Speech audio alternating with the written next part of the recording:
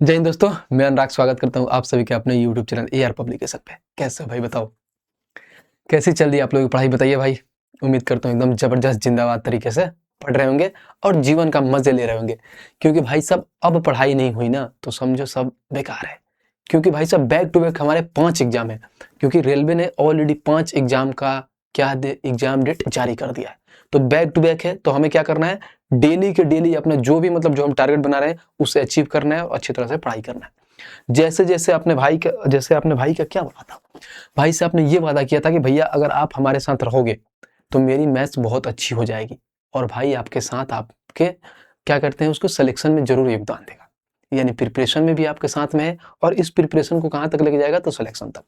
सबसे पहले मैं बता दूं तो हम लोग क्या कर रहे हैं तो रेलवे फाउंडेशन बैच कंप्लीट कर रहे हैं जिसमें हम लोग ये बोले थे कि 75 क्लास में कंप्लीट हम लोग मैथ्स पढ़ने वाले हैं जो हम शुरू कर रहे हैं। ऑलरेडी देखिए तो 14 क्लासेज होगी, आज हमारी 15वीं क्लास होगी और ये जो क्लास है ये 5वीं क्लास है किसकी? नंबर सिस्टम का। और ये हमारी आज लास्ट क्लासेस है यानी नंबर सिस्टम पूरी 5 क्लासेस में कंप्लीट। यानी जो आज हम लोग पढ़ने वाले हैं तो क्या क्या पढ़ेंगे भाई साहब? सबसे पहले नंबर ऑफ जीरोस कैसे निकालते हैं, उसके बाद रिमाइंडर और तीसरा मिसलेनियस। ऑलरेडी भाई सब क्लासिफिकेशन ऑफ नंबर क्या क्या पढ़े थे एक बार मैं आपको रिमाइंड दे देता हूँ, फिर उसके बाद से चलेंगे एक एक करके क्वेश्चन उड़ाएंगे और चीज़ों को बहुत अच्छे से समझेंगे। देखो हमने नंबर सिस्टम में क्या क्या पढ़ा था मैं अभी यहाँ पर लिखता हूँ। ये हो गया हमारे पास नंबर, ठीक है भाई। तो नंबर सिस्टम में हम क्या क्या पढ़े थे? तो जो पहला था हमारा वो था क्लासिफिकेशन ऑफ नंबर। बस थोड़ा सा आपको रिमाइंड कर देता हूं फिर एक एक करके अपने क्वेश्चन करेंगे। Classification of numbers. और जो दूसरा क्लास था हमारा वो क्या था? यूनिट डिजिट पे क्लास था। यूनिट डिजिट करे थे।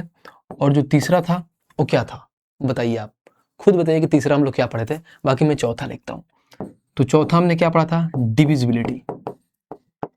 डिविजिबिलिटी, ठीक है। और आज हम लोग जो करने वाले हैं 5वें में क्या क्या पढ़ने हैं तो नंबर ऑफ जीरोज,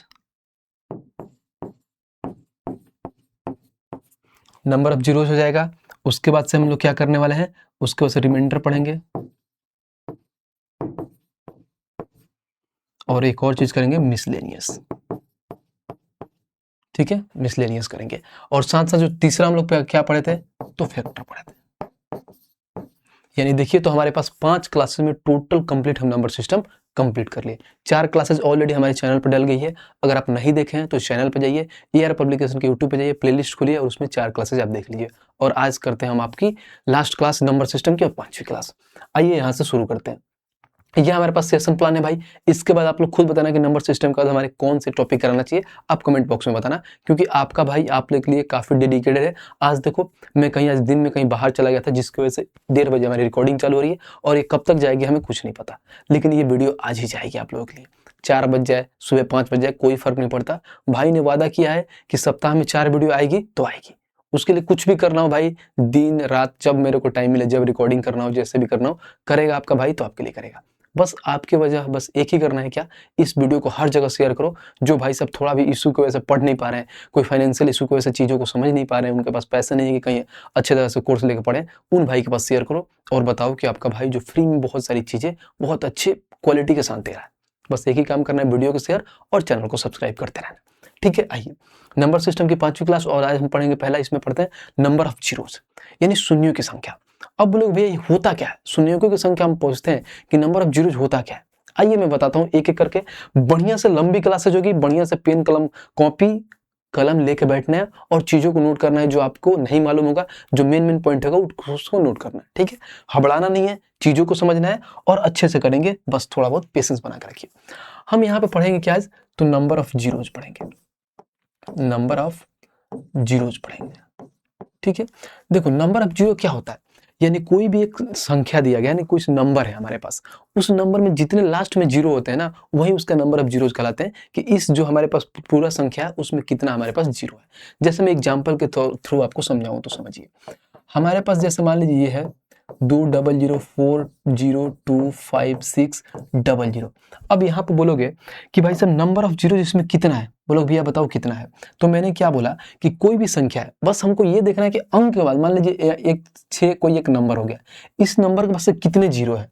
तो जितने जीरो होंगे ना, तो उसी में यही पहुंच जाएगा कि जो नंबर ऑफ जीरो की बात हो रही है, यानी नंबर ऑफ जीरो की बात हो रही है, तो कितना हो जाएगा, 2 हो जाएगा। अब जैसे मैं एक और एग्जांपल दूं और आपसे पूछूं कि बताओ भाई कि इसमें नंबर ऑफ जीरो कितना है। समझिए, जैसे हमारे पास 4200 420000 1। अब बोलोगे कि इसमें नंबर ऑफ जीरोस क्या होगा, अब क्या बताओगे। अब जिन बच्चों को मालूम नहीं है कि नंबर ऑफ जीरोस क्या होता है, इसमें कि कोई भी संख्या होती है जिसके लास्ट में जो हमारे पास जीरो होता है उतना होता है, इसमें देखो लास्ट में कितना जीरो है, बीच में कितना जीरो हमें फर्क नहीं पड़ता है, सिर्फ लास्ट में देखना है कि कोई अंक है, पर्टिकुलर अंक के बाद से कितने जीरो है उसको काउंट करना है। अगर भाई साहब उसके बाद कोई नंबर एक आ गया, जैसे मान लो यहाँ पे देखो 3 जीरो है, इसके बाद से नंबर आ गया, तो इसमें आप बोलोगे कि नंबर ऑफ जीरोस कितना है, तो आप एक ही लाइन में बोलोगे कि जो नंबर ऑफ इसमें जीरो की बात हो रही है वो कितना है, जीरो है, यानी एक भी नंबर ऑफ जीरो इसमें नहीं है। समझ रहे हो, तो ये है नंबर ऑफ जीरोस का कॉन्सेप्ट, ज्यादा कुछ नहीं होता है। जैसे बोलो कि नंबर ऑफ जीरो कैसे फाइंड करते हैं, कैसे पता करते हैं, वो मैं बताता हूँ। कभी भी देखो, अगर मान लो नंबर ऑफ जीरोस क्या करोगे, अगर मैं कोई एक नंबर लिखता हूँ जैसे 10, इसमें क्या होता है, नंबर ऑफ जीरो 1 है। अगर मान लो यहाँ पर लिखता हूँ 0 1 है, अब उसके बाद से मान लो यहाँ पे 100, तो नंबर ऑफ जीरो कितना है, 2। कैसे पता करते हो, तो देखो एक के बाद से एक जीरो है, मतलब 2 जीरो है, जितना जीरो है यानी हमारे पास नंबर ऑफ जीरो होता है।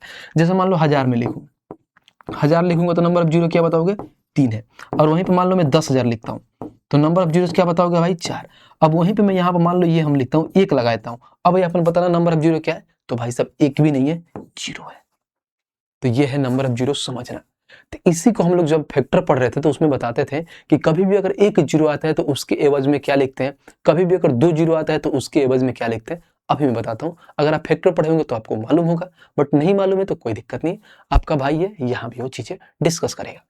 जब मैं बताता था नंबर ऑफ फैक्टर में क्या बताता था आपसे, कि कभी भी अगर हमारे पास एक जीरो आ जाए, यानी 10 आ जाए, तो इसके लिए क्या लिखते थे, तो प्राइम फैक्टराइजेशन करते थे 2 into 5, जिसको हम बोलते हैं 2 के पावर 1 5 के पावर 1। लेकिन ये एक ही पावर होता है, तो लिखो या ना लिखो कोई बात नहीं है, संख्या वही होती है। अगर वहीं अगर 100 की बात होता है तो क्या होगा इसमें, तो 2 के पावर 2 इंटू में 5 के पावर 2। अगर 1000 की बात करूं मैं, तो इसमें क्या होगा, तो 2 के पावर 3 इंटू में 5 के पावर 3, ये होता है। तो अब आपको आइडिया लग जाएगा क्या, कि किसी भी कोई नंबर दिया है उसमें नंबर ऑफ जीरो फाइंड करना है तो कैसे फाइंड कर लोगे, बेसिकली एकदम इजी से बना लोगे। कैसे फाइंड करोगे, जैसे मैं यहां बताऊं, हमारे पास समझना, प्यार से समझना, चीजों को बहुत आसान से बना लोगे। यहाँ पे कितना है भाई साहब, 100। अब बोलोगे इसमें नंबर ऑफ जीरोस कितना होगा। आपको मालूम है कि नंबर ऑफ जीरो निकालने के लिए एक तरीका होता है, वो क्या होता है कि 2 और 5 का भाई साहब मिलन होना चाहिए, यानी एक साथ 2 और 5 होने चाहिए। कहीं भी अगर हो 2 और 5 का पेयर बनना चाहिए, अगर 2 और 5 का पेयर बनता है तभी नंबर ऑफ जीरो वहां पे हम पता कर सकते हैं।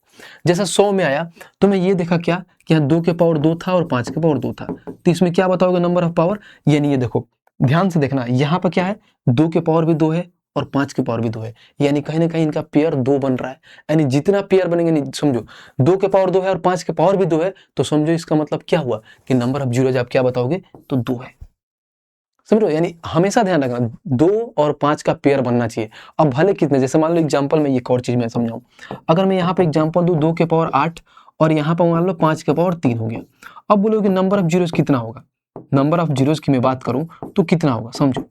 तो क्या बताओगे आप, मैंने क्या बताया था कि 2 और 5 का हमेशा पेयर बनना चाहिए। तो पेयर बनने के लिए मैंने क्या देखा यहाँ पे, तो देखिए यहाँ पे 3 है, यहाँ पे 8 है, बट भाई साहब पेयर बनने के लिए क्या होना चाहिए, 3 है, यानी जो संख्या छोटा है, यानी 5 3 है तो हमें 8 से मतलब नहीं है, यानी सीधी सी बात है नंबर ऑफ जीरो 3 बनेगा, क्योंकि 3 ही पेयर बनेगा। क्योंकि भाई साहब अगर मान लो 2 के पावर 8 है तो मान लो यहाँ पे 2 इंटू में 2 इंटू में 2 इंटू में 2 ऐसे करते जाएगा, इसमें से 3 ले लेंगे और 5 का 3 ले लेंगे, तभी तो 3 पेयर बनेगा। यानी जिसका पावर छोटा रहेगा 2 और 5 में, उतना ही नंबर ऑफ जीरो बनेगा, यानी कहीं ना कहीं बराबर बनाना होता है। अगर आपको यहाँ भी दे दे कि मान लो यहाँ पर 2 के पावर 2 है और 5 के पावर समझो 8 है, क्या है भाई कि 5 के पावर 8 है, तो आप क्या बताओगे, तो जिसका पावर छोटा है, यानी 2 के पावर 2 है छोटा, तो यहाँ पर मैं बोल सकता हूँ कि नंबर ऑफ जीरोस कितना है, 2 है। तो ये तरीका होता है निकालने का कि नंबर ऑफ जीरो कभी भी निकालते हैं, किससे निकालते हैं, तो 2 इंटू 5 के भाई से मल्टीपल होना चाहिए। अगर जहां पे 2 इंटू 5 मिल गया वहां पर हमें पता चल जाएगा नंबर ऑफ जीरो यहाँ पर 1 बन गया। अब जितना उसके ऊपर पावर लगेगा उतना नंबर ऑफ जीरो होगा। बताओ, उम्मीद करता हूँ ये कॉन्सेप्ट बहुत अच्छे से क्लियर हो गया होगा, थोड़ा सा भी आपको दिक्कत परेशानी नहीं होगी इस कॉन्सेप्ट में। ठीक है, अब आइए इस पे रिलेटेड क्वेश्चन देखते हैं और फिर चीजों को समझते हैं। क्वेश्चन आने के पहले एक एग्जाम्पल समझा देता हूँ। मान लो हमारे पास कोई संख्या, जैसे मान लो एग्जाम्पल में ले लेता हूँ, ये हो गया 25, ठीक है। उसके बाद से मान लो मैं कौन सा एग्जाम्पल लूँ आपको मैं बताता हूँ, जैसे हाँ, ये मल्टीपल केस ही समझाता हूँ। 25 हो गया, फिर यहाँ पे मान लो 12 हो गया, फिर यहाँ पे 18 हो गया, फिर यहाँ पे 7 हो गया, फिर यहाँ पे समझो 14 हो गया, फिर यहाँ पे 15 हो गया। अब बोलो कि इसमें नंबर ऑफ जीरोज कितना है, कैसे बताओगे? तो मैंने अभी बताया था कि क्या करना है हमको, तो सीधी सी बात है 2 और 5 का पेयर बनाना है। तो पेयर कैसे बनाओगे समझो, ध्यान रखना। इसमें 25 है तो आपका मतलब क्या हुआ, यानी 25 का मतलब है कि 5 का स्क्वायर होता है, तो डायरेक्ट 5 लिख दो। 5 इंटू 5, 5 का स्क्वायर। 12 होता है, हमें सिर्फ क्या मतलब करना है भाई साहब, 2 की और 5 का ध्यान देना है। बाकी इसमें कुछ भी हो हमें कोई फर्क नहीं पड़ता, क्योंकि हमें नंबर ऑफ जीरोज निकालना है। और नंबर ऑफ जीरोज किससे निकलेगा, तो 2 इंटू 5 से। अब देखो 12, तो 12 को आप क्या बोल सकते हो, 4 इंटू 3 12 होता है। 4 में क्या है, 2 है, तो 2 का स्क्वायर लिखेंगे। 3 से हमें मतलब ही नहीं है, क्योंकि हमें भाई साहब सिर्फ क्या चाहिए, 5 और 2 चाहिए बस। अब 18, अब 18 में बोलोगे क्या होता है, 9 दूना 18, तो 9 से मतलब नहीं है, 2 से मतलब है, तो सिर्फ हम 2 लिखेंगे। अब 7 है, 7 से क्या मतलब, 7 में तो 2 और 5 आता ही नहीं है, तो हम इसको काउंट ही नहीं करेंगे, छोड़ देंगे, जरूरत ही नहीं है। 14 है, 14 में क्या आता है, 7 इंटू 2, 7 को हमें नीड ही नहीं है, 2 ले लेंगे। 15 में क्या आता है, 5 इंटू 3, तो 5 एक आता है, 3 से मतलब ही नहीं है, तो 5 लिख देंगे। अब देखो इसमें आप कैसे पता करेंगे कि नंबर ऑफ जीरोज कितना आएगा। 5 देखो कितना है, 2 है यहाँ पे, 1 यहाँ पे, तो आप बोलोगे 5 के पावर 3 इंटू में, यहाँ पे देखो 2 कितना है, 1 2 और 2 4 है, यानी 2 के पावर 4 है। मैंने क्या बताया था, इन दोनों संख्या अगर एक बार दोनों मिल गए और इसका देखेंगे जिसका सबसे छोटा पावर होगा उतना ही नंबर ऑफ जीरोज होगा। तो सबसे छोटा इसमें किसका पावर है, तो देखो पावर यहाँ पर 3 है 4 है, ये मत देखना कि नंबर में भाई सब, क्योंकि 5 के क्यूब ज्यादा होता है, तो ये नहीं देखना, पावर में ध्यान देना है कि यहाँ पे 4 है यानी ये कहीं ना कहीं इसका पावर ज्यादा है, और ये 3 है यानी कम है। इसको बस हमें क्या करना है भाई साहब, बराबर लाना है, कि भाई साहब अगर क्या है, पेयर बनाना है तो पेयर के लिए बराबर बनाना। अब देखो यहाँ पर नंबर ऑफ जीरोज क्या हो जाएगा हमारे पास, तो अब आप ये बोलोगे कि नंबर ऑफ जीरो हमारे पास सीधी सी बात है 3 है, तो 3 हो जाएगा, खत्म। ये होता है नंबर ऑफ जीरोज। लोग इसको मालूम नहीं क्या क्या पढ़ाते हैं, कैसे कैसे पढ़ाते हैं, क्यों पढ़ना भाई, भाई साहब एग्जाम ही तो निकालना है, पीएचडी थोड़ी करना है वहां पे जाके कि एक एक चीज को लंबा से लिखते लिखते बना रहे हैं। कोई नीड नहीं है भाई, हमारे पास ऑब्जेक्टिव क्वेश्चन का सॉल्यूशन देना होता है, सेकंडों में चीजों को समझना है, एग्जाम में वहां पे आंसर दो और आगे बढ़ो। ज्यादा कुछ हमें नहीं करना है, हमें गणितज्ञ नहीं बनना है, चीजों को समझना है और कम समय में भाई साहब अपना आउटपुट ज्यादा निकालना है। आइए क्वेश्चन नंबर 1 पे चलते हैं और एक एक करके क्वेश्चन को समझते हैं कि क्वेश्चन हमारा क्या कहता है। पढ़िए, कह रहा है क्या कि 21, 35, 625, 8, 165 के अंत में शून्य क्योंकि संख्या बताएं, यानी नंबर ऑफ जीरोस फाइंड करना है। मैंने क्या बताया था, पहले संख्या लिख लेते हैं यहाँ पे, ये हो गया 21, फिर इंटू में आ गया क्या 35, फिर इंटू हो गया हमारे पास 625, फिर इंटू में आ जाएगा 8 और इंटू में हो जाएगा 165। ये है। अब मैंने क्या बताया था कि बस हमें नंबर ऑफ जीरो जो फाइंड करना है, तो बस हमारे जैसे नहीं होता है, अर्जुन क्या करते थे, सिर्फ मछलियों का आंखों में उनका ध्यान था कि मछली की आंख में ध्यान देना है, हमें वैसे ही ध्यान देना है 2 और 5 पे, बाकी उसके अगल बगल कोई भी संख्या हमें मतलब ही नहीं। क्यों मतलब करे भाई, 2 और 5 निकालेंगे, नंबर ऑफ जीरो निकाल लेंगे। आइए, अगर 21 में देखो तो 2 और 5 का कोई बात है, बिल्कुल नहीं है, तो इसको हम काउंट ही नहीं करेंगे, खत्म। 35 में भाई साहब 5 आता है और 7 आता है, तो 5 इंटू 7 होता है, तो 1 5 यहाँ से ले लेंगे, 7 की नीड ही नहीं है। अब देखो 625 में आपको मालूम है, तो 25 इंटू 25 होता है 625, ये भी मालूम है, तो 25 को आप ऐसे लिख सकते हो 5 का स्क्वायर इंटू में 5 का स्क्वायर, बस हो गया। अब 8 को आपको मालूम है क्या होता है, तो 2 के पावर 3 होता है, यानी 2 का क्यूब 8 होता है। अब 165 क्या होता है, अब मालूम है बताओ। 165 अगर आपको समझ में नहीं आ रहा है तो कुछ नहीं, इसमें 5 है तो हम 5 से डिवाइड कर लेते हैं। जब इसको 5 से डिवाइड करेंगे तो 5 एकम में 5 15 और 5 एकम 5, यानी 5 इंटू 31 होता है। तो हमें 31 से नीड नहीं है, क्यों नीड नहीं है, क्योंकि भाई साहब हमें सिर्फ 2 और 5 की जरूरत है। ये आ गया हमारे पास। अब इनका पेयर बना लेते हैं। पेयर कैसे बनाइएगा, देखिए यहाँ 5 एक गो है, यहाँ 5 2 गो और 2 गो, कितना हो गया भाई साहब 2 2 4 1 5 और 1 6, यानी ये बोल सकते हो कि 5 के पावर 6 हो गया, इंटू में 2 के पावर 1 ही है, यहाँ पे 2 के पावर 3। मैंने क्या बताया था, जिसका जितना छोटा पावर होगा वही नंबर ऑफ जीरोज हो जाएगा। यानी जब मैं यहाँ पर नंबर ऑफ जीरोज की बात करूंगा, यानी नंबर ऑफ जीरो की बात करूंगा, तो कुछ नहीं होगा भाई, देखो कितना है, तो इसका पावर 3 है, यानी नंबर ऑफ जीरोज 3 हो जाएगा, और यही आंसर हो जाएगा ऑप्शन नंबर बी। देखो कितना आसान है, कितना प्यार से बना लिया।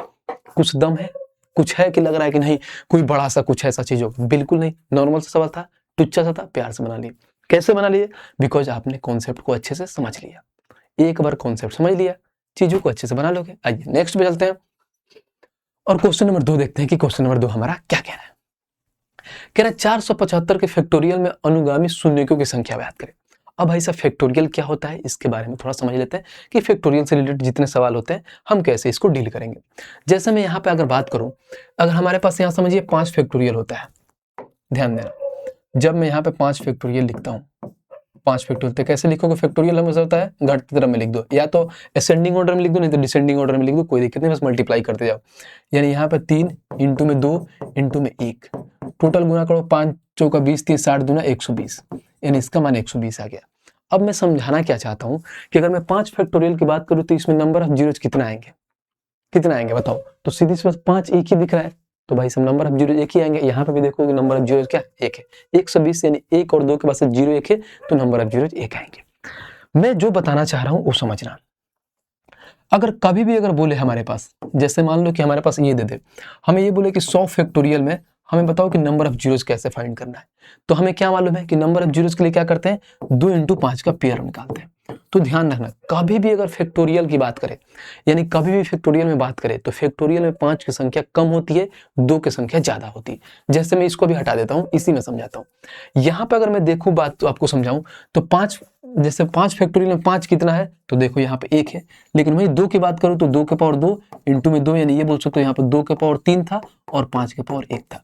तो इसका मतलब क्या हुआ कि कोई भी संख्या अगर फैक्टोरियल में दिया है उसमें क्या होता है, 5 की संख्या कम होती है, 2 की संख्या ज्यादा होती है, क्योंकि 2 ज्यादा बार मल्टीप्लाई होता है।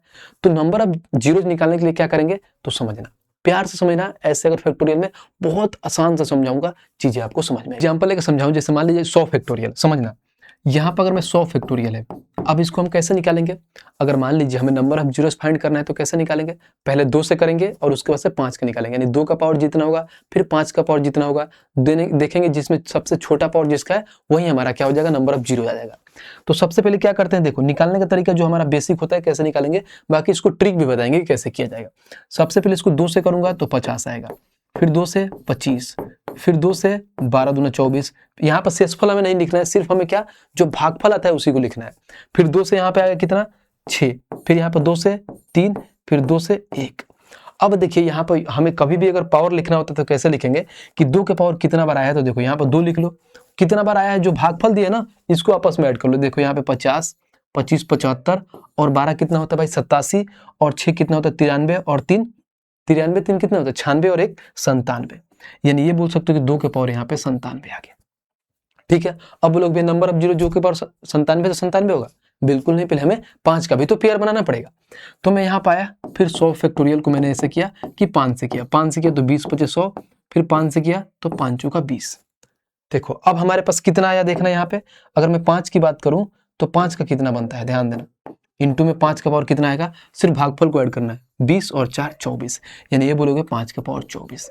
तो मैंने क्या बोला था कि जिसका पावर छोटा होगा वही हमारा क्या होगा भाई साहब, नंबर ऑफ जीरोज। तो जिसका पावर छोटा होगा इसका मतलब क्या, तो 5 के पावर कितना है 24 है, तो नंबर ऑफ जीरोज की बात करोगे कि नंबर ऑफ जीरोज हमारे पास कितना हुआ, तो आराम से बता दोगे कि 24 हुआ, क्योंकि भाई साहब 24 ही तो पेयर बनेगा 2 और 5 के साथ में रह के। तो इसलिए मैंने बोला क्या था कि हमेशा ध्यान रखना कि कभी भी कोई संख्या फैक्टोरियल में दिया है उसके बाद से अगर उसमें नंबर ऑफ जीरो पूछना है तो हम डायरेक्ट क्या करेंगे भाई साहब, 5 से क्या करेंगे, उसको भाग कर देंगे और जितना पावर आएगा वही आंसर हो जाएगा, क्योंकि हमें यह मालूम है कि 2 के पावर ज्यादा आएंगे और हमें भाई साहब जिसका पावर कम होगा उतना ही हमारा नंबर ऑफ जीरो होगा। तो ये तरीका था, ये तो पूरा बेसिक से बना लिया। लेकिन हमें जब ये 100 फैक्टोरियल दिया है डायरेक्ट हम 5 से करेंगे, क्या 5 के पावर 24 है तो नंबर ऑफ जीरो 24 हो गया, बात खत्म। तो सिंपल सा था। अगर मैं एक एग्जांपल और दूं, अब आपसे बोलूं कि भाई साहब एक बात बताओ कि 200 फैक्टोरियल का हमें बताओ कि नंबर ऑफ जीरोस क्या होगा, जरूरी है आपको 2 से चेक करना, बिल्कुल नहीं, 5 से चेक कर लो, जितना उसका पावर होगा वही हमारा नंबर ऑफ जीरो हो जाएगा। 5 से करिए, 5 से करोगे तो 5 चौका 20 और ये 40 बार में चल जाएगा। ठीक है, फिर अगर 5 से करूं तो 5 8 40। अब देखो क्या करना है भाई साहब, अगर मैं इसको करूं 5 से तो 5 एकम 5 आ जाएगा। ठीक है, 5 एकम 5। अब मैं वहां पर देखूं तो क्या होगा भाई साहब, देखो अब यहाँ पर नंबर ऑफ जीरोस कैसे फाइंड करोगे भाई साहब। अब देखो ये हो गया 5 8 40, ठीक है 8, फिर 5 एकम 5 करके हम यहाँ पर ला दिए। अब आप क्या बोल सकते हो कि हमारे पास ऐसा कितना था भाई साहब, देखो ये हमारे पास 40 हो गया, ये हमारे पास 8 हो गया और एक हमारे पास 49, यानी ये बोल सकते हो जो 5 के पावर है कितना हो जाएगा 49, और यही नंबर ऑफ जीरो जो है भाई साहब हमारे पास 49, यानी जितना इसका पावर है वो हमारे पास बस हो गया, बात खत्म। ये सवाल था, कितना प्यार से आप बना लेते, बाकी इसमें कोई दिक्कत परेशानी नहीं था। आइए नेक्स्ट पे चलते हैं। अब फिर आइए सवाल देखते हैं और अपना सवाल को समझते हैं कि हमारा सवाल क्या कहता है। 2 नंबर सवाल पे आते हैं और सवाल को समझते हैं कि सवाल हमारा क्या बोलता है। देखिए कह रहा 475 फैक्टोरियल में अनुगामी शून्यों की संख्या ज्ञात करें। हमें क्या करना है भाई साहब, नंबर ऑफ जीरोस फाइंड करना है। मैंने क्या बताया था कि हम डायरेक्ट 5 से देख लेंगे भाई साहब। हम क्यों देखें, बाकी से क्यों देखें, हम डायरेक्ट 5 से देख लेंगे, क्योंकि दुख तो ज्यादा होगा। तो डायरेक्ट 475 को मैं ऐसा करता हूँ, कुछ नहीं करूंगा, 5 से डिवाइड कर दूंगा। 5 से करूंगा तो ये होगा 5 9 45, फिर उसके बाद से 50 25, अगर मैं फिर 5 से करूँ तो 19 25 95। ठीक है, अब देखो फिर 5 से कटूंगा तो फिर 5 3 15 हो जाएगा, यानी शेषफल हमारे पास कितना, मतलब ये 3 आ गया, 5 3 15। अब मैंने क्या बताया था, पावर कुछ नहीं करेंगे, यहाँ 5 और जितना पावर होगा हमारे पास उतना जीरो हो जाएगा। 95 और 19 कितना होता है भाई, 95 और 20 ऐड करते हो तो कितना होता है 115।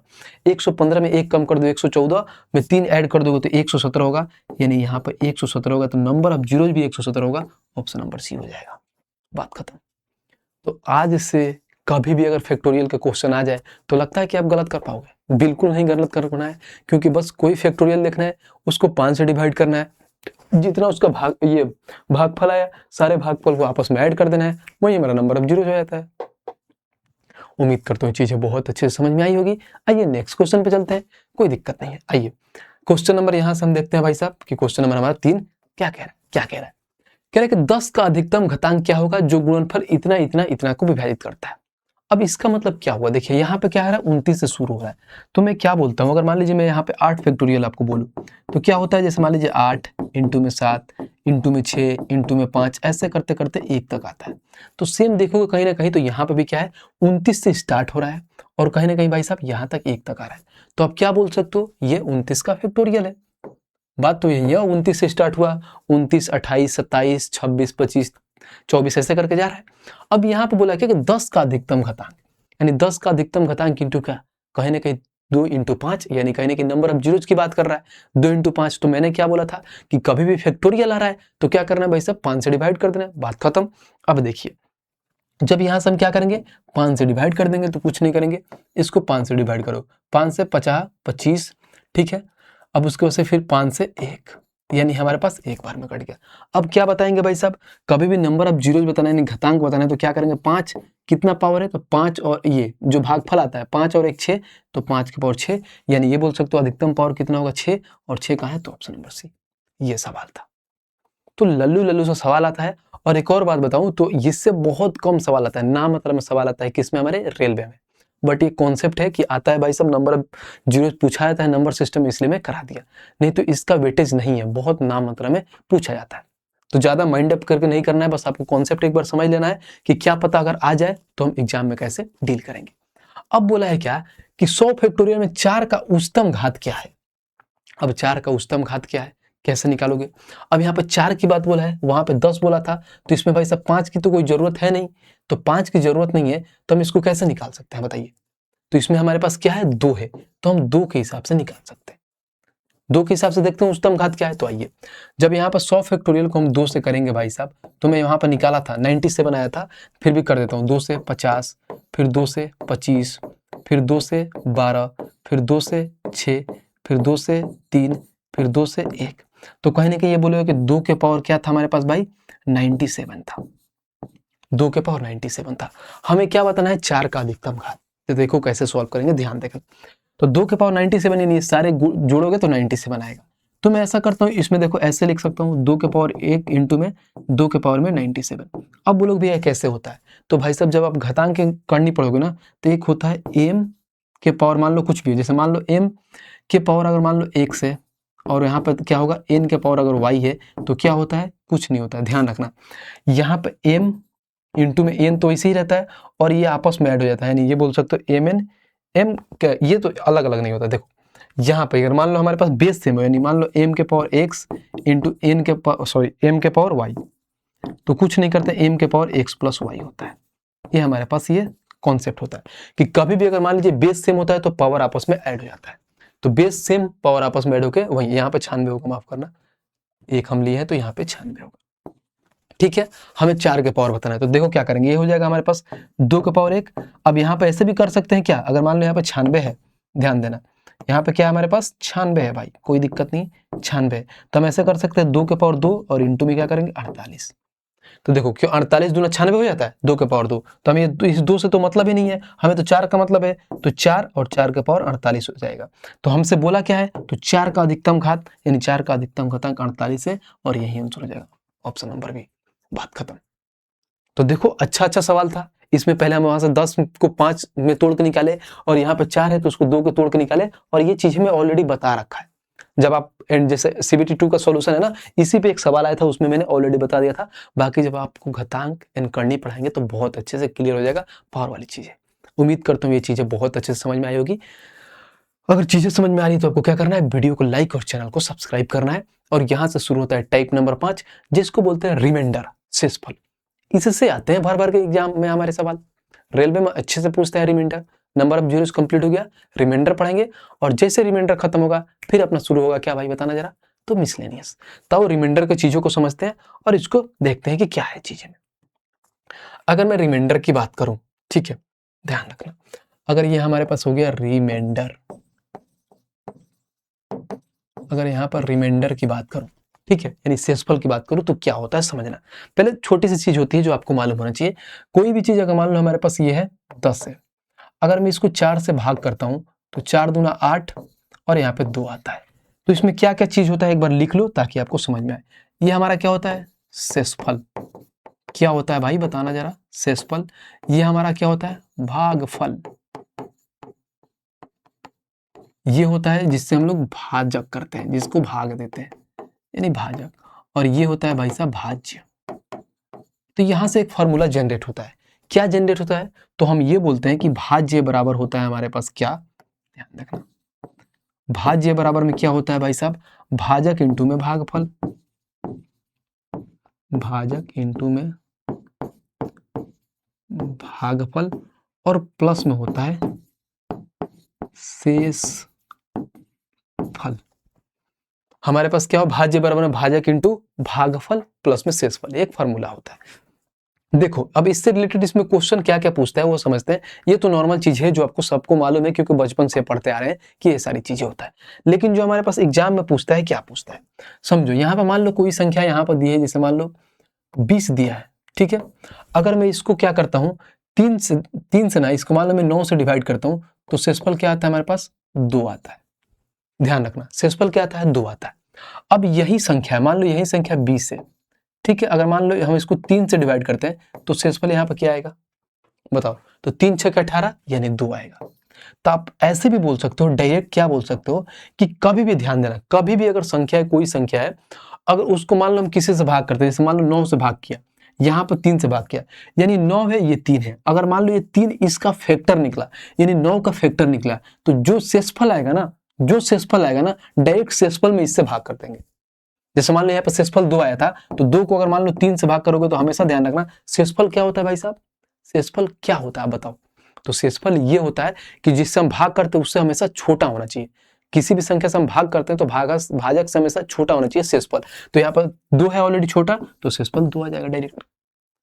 अगर जैसे ये समझ में नहीं आ रहा हो, थोड़ा ऐसा लग रहा हो कि अटपटा सा है, तो एक और समझो।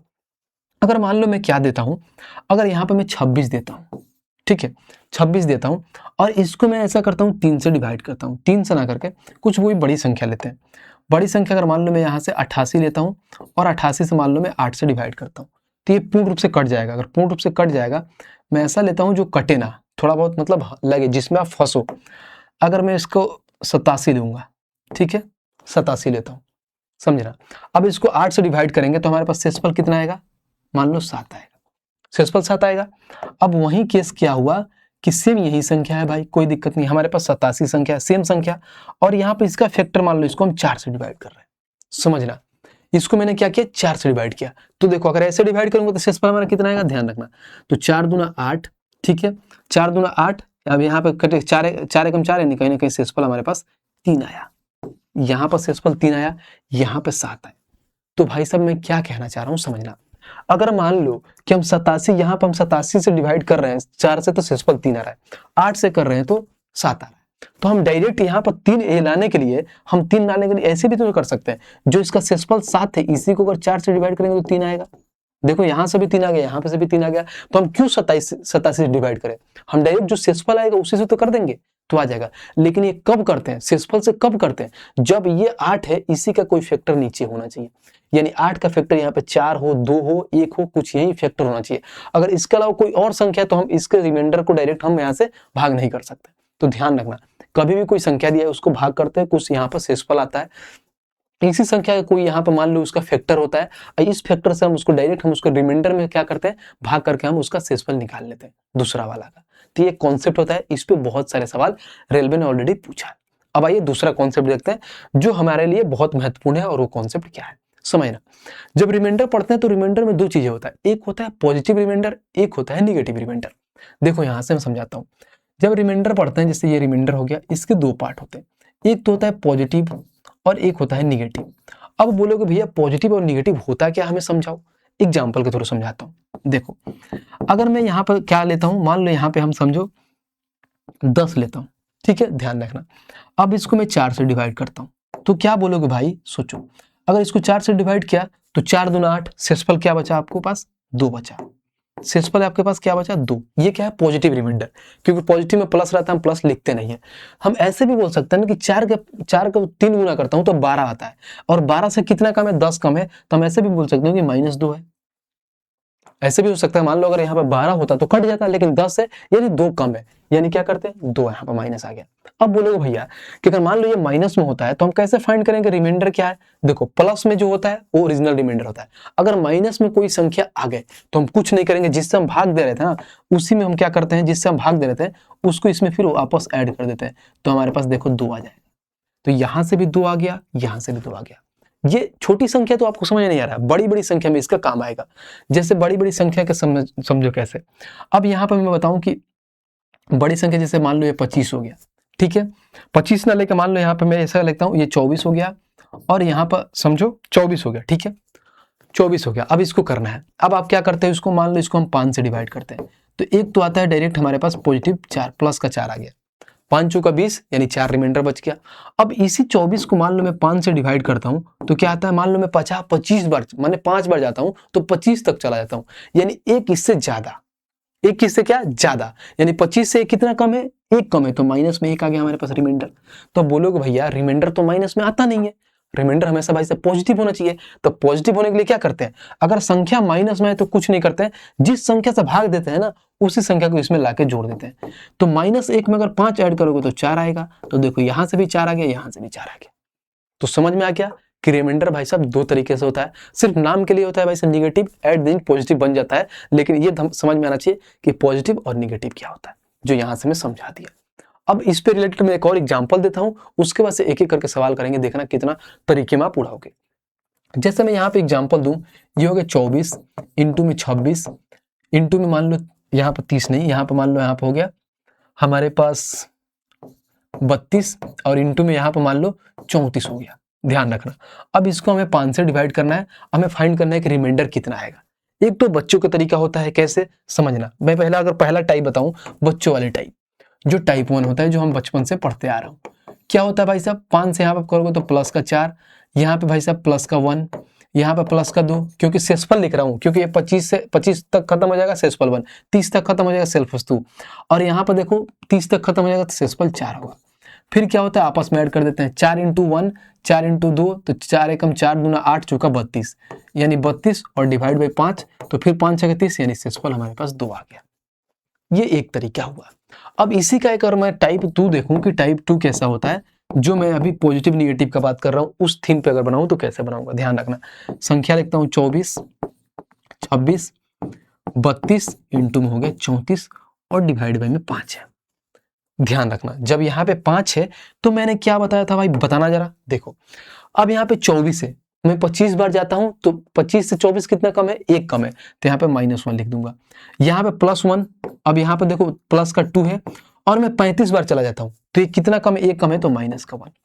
अब देखो फिर इन दोनों को आपस में ऐड करो, -1 इंटू 1 -1, ठीक है, 1 इंटू में 2 2, ठीक है, माइनस का 2 हो जाएगा, फिर माइनस का 2 और 1, जैसे ऐसे लिख लो ना, -1 इंटू 1 इंटू में 2 इंटू में माइनस 2 बार है तो प्लस में हो जाएगा और 2 आ जाएगा और बट्टे में 5। तो यहाँ पर मैं बोल सकता हूँ कि हमारे पास सीधी क्या है, 2 बट्टे में 5। हमेशा ध्यान रखना रिमाइंडर छोटा है, ऑलरेडी छोटा है 2, तो यहाँ पर रिमाइंडर 2 आ गया। देखो यहाँ भी 2 आया था और यहाँ भी 2 आया था। इससे से कितना सेकंड में लग गया, बाकी यहाँ पे 4 में हो गए, क्योंकि ये संख्या छोटा था तो आपको आसान लग रहा था, लेकिन ये संख्या बड़ा हो जाएगा वहां पे फंस जाओगे। तो ये रहा था एकदम इसका जो बेसिक तरीका था, जो मैंने प्यार से समझाया। एक और चीज ध्यान रखना, कभी भी अगर रिमाइंडर निकाल रहे हो, जैसे मान लो यहाँ पे देख रहा हूँ, अगर मैं यहाँ पे लिखूं 20 इंटू में 12 इंटू में 18 इंटू में 16 इंटू में समझो 20 ना लिख के यहाँ पे मैं लिख देता हूँ, यहाँ पे लिख देता हूँ 24, और इंटू में यहाँ पे लिखता हूँ 30, इंटू में लिख देता हूँ यहाँ पे 6, इंटू में यहाँ पे 8, और इसको मैं डिवाइड कर देता हूँ। समझो किससे डिवाइड कर रहा हूँ, मान लो मैं इसको 10 से डिवाइड कर देता हूँ, 10 से ना के 5 से डिवाइड कर लो, 5 से। अब देखो तो आपका दिमाग जो है ना एग्जाम में बहुत ध्यान से समझना और खुलना होना चाहिए। कैसे?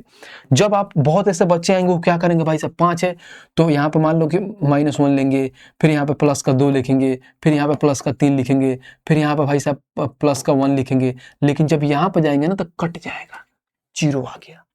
अगर कहीं भी अगर 5 भाई साहब कट गया है पूरे तरीके से किसी भी एक संख्या से, तो फर्क नहीं पड़ता है बाकी क्या आ रहा है क्या नहीं आ रहा है, सीधी सी बात है वहां पर रिमाइंडर जो हमारा आ जाएगा 0 आ जाएगा।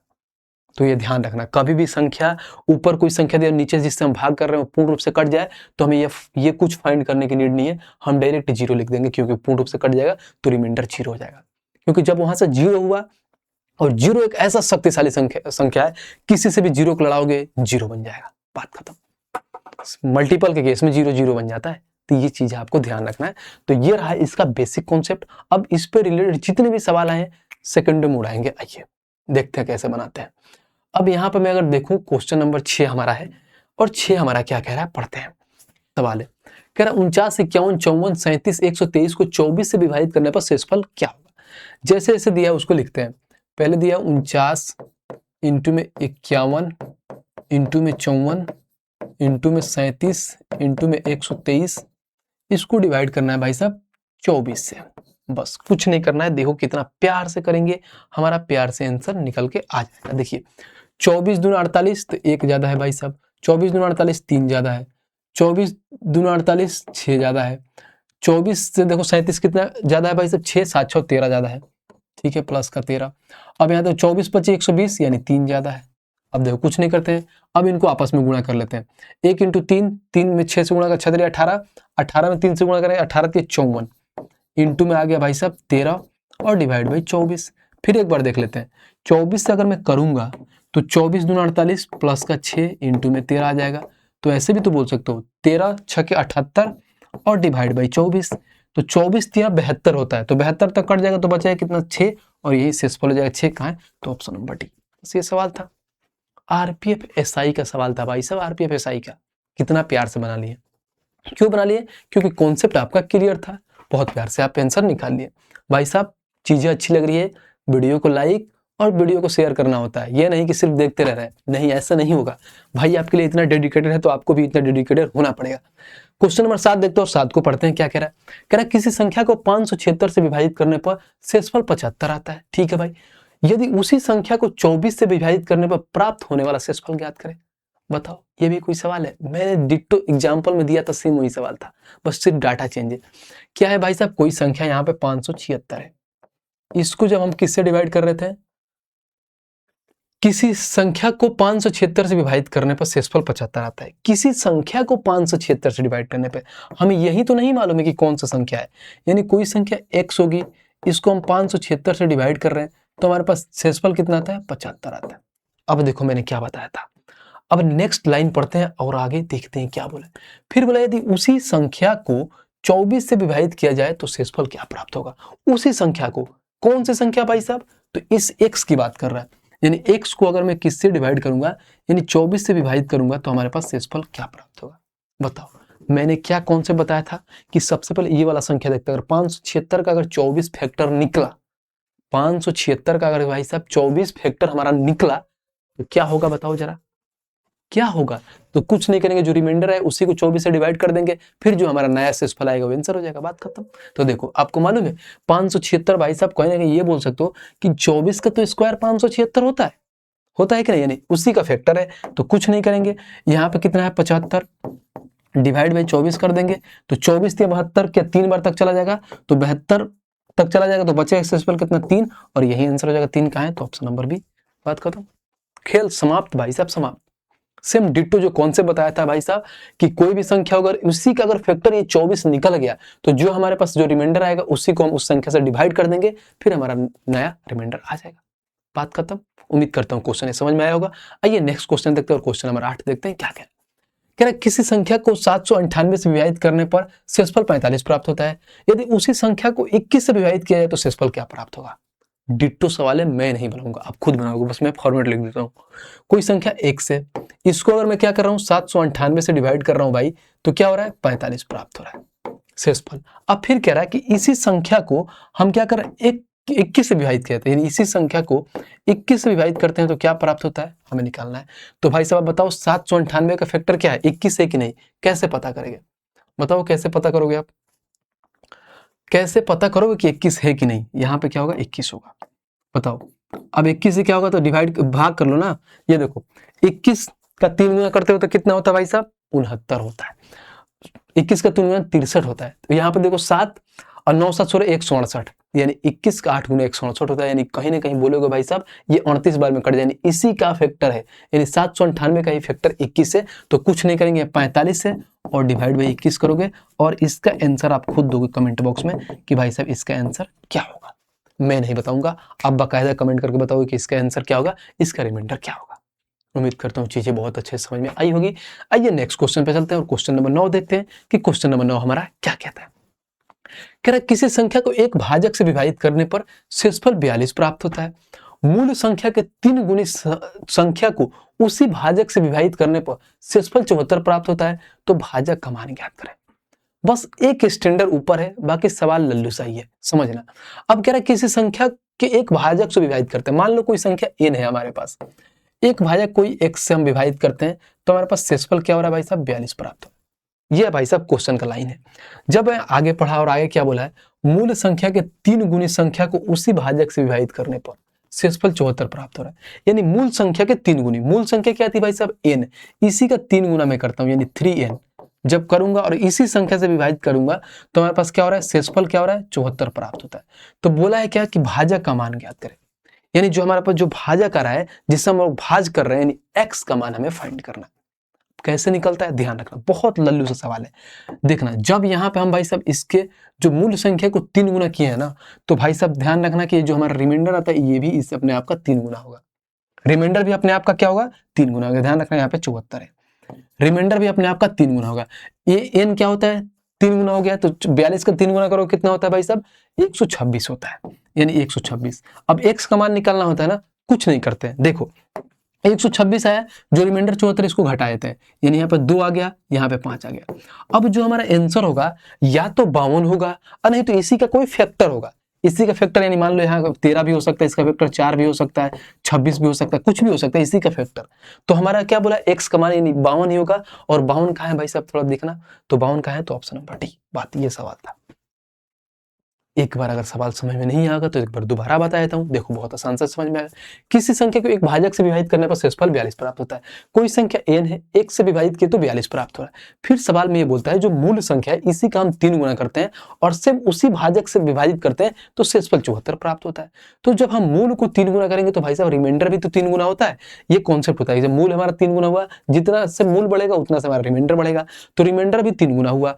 और जो देखो पहला 3 गुना रिमाइंडर होगा वो आया, और जो इसका ओरिजिनल रिमाइंडर था उससे हम लोग घटाए थे।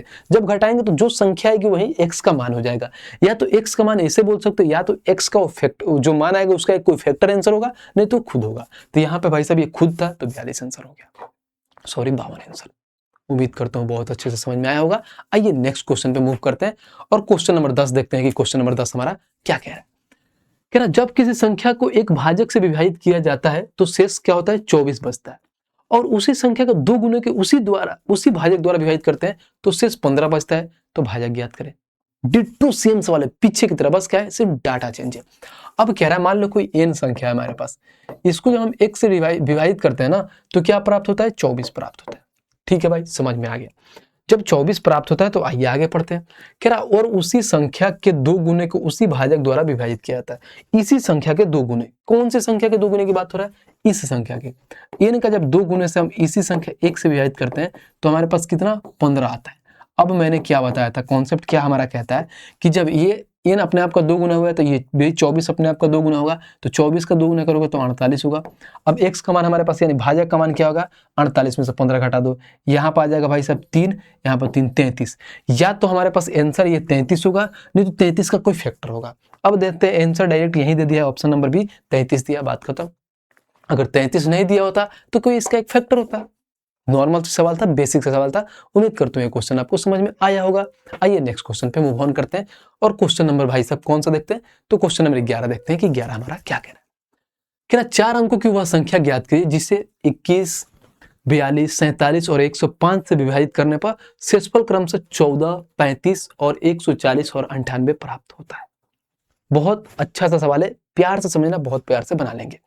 यहाँ पे क्या बोला है समझना, 4 अंकों की वह संख्या ज्ञात कीजिए जिसे 21, 42 और 105 से विभाजित करने पर शेषफल क्रमशः इतना, इतना, इतना और इतना प्राप्त होता है। देखो, इसको बनाने का जो बेसिक तरीका होता है क्या होता है, कोई 4 अंकों की संख्या फाइंड करना है तो सबसे पहले जो लिखा है ना 21, फिर 42, फिर उसके बाद से क्या होता है 147, फिर उसके बाद से 105।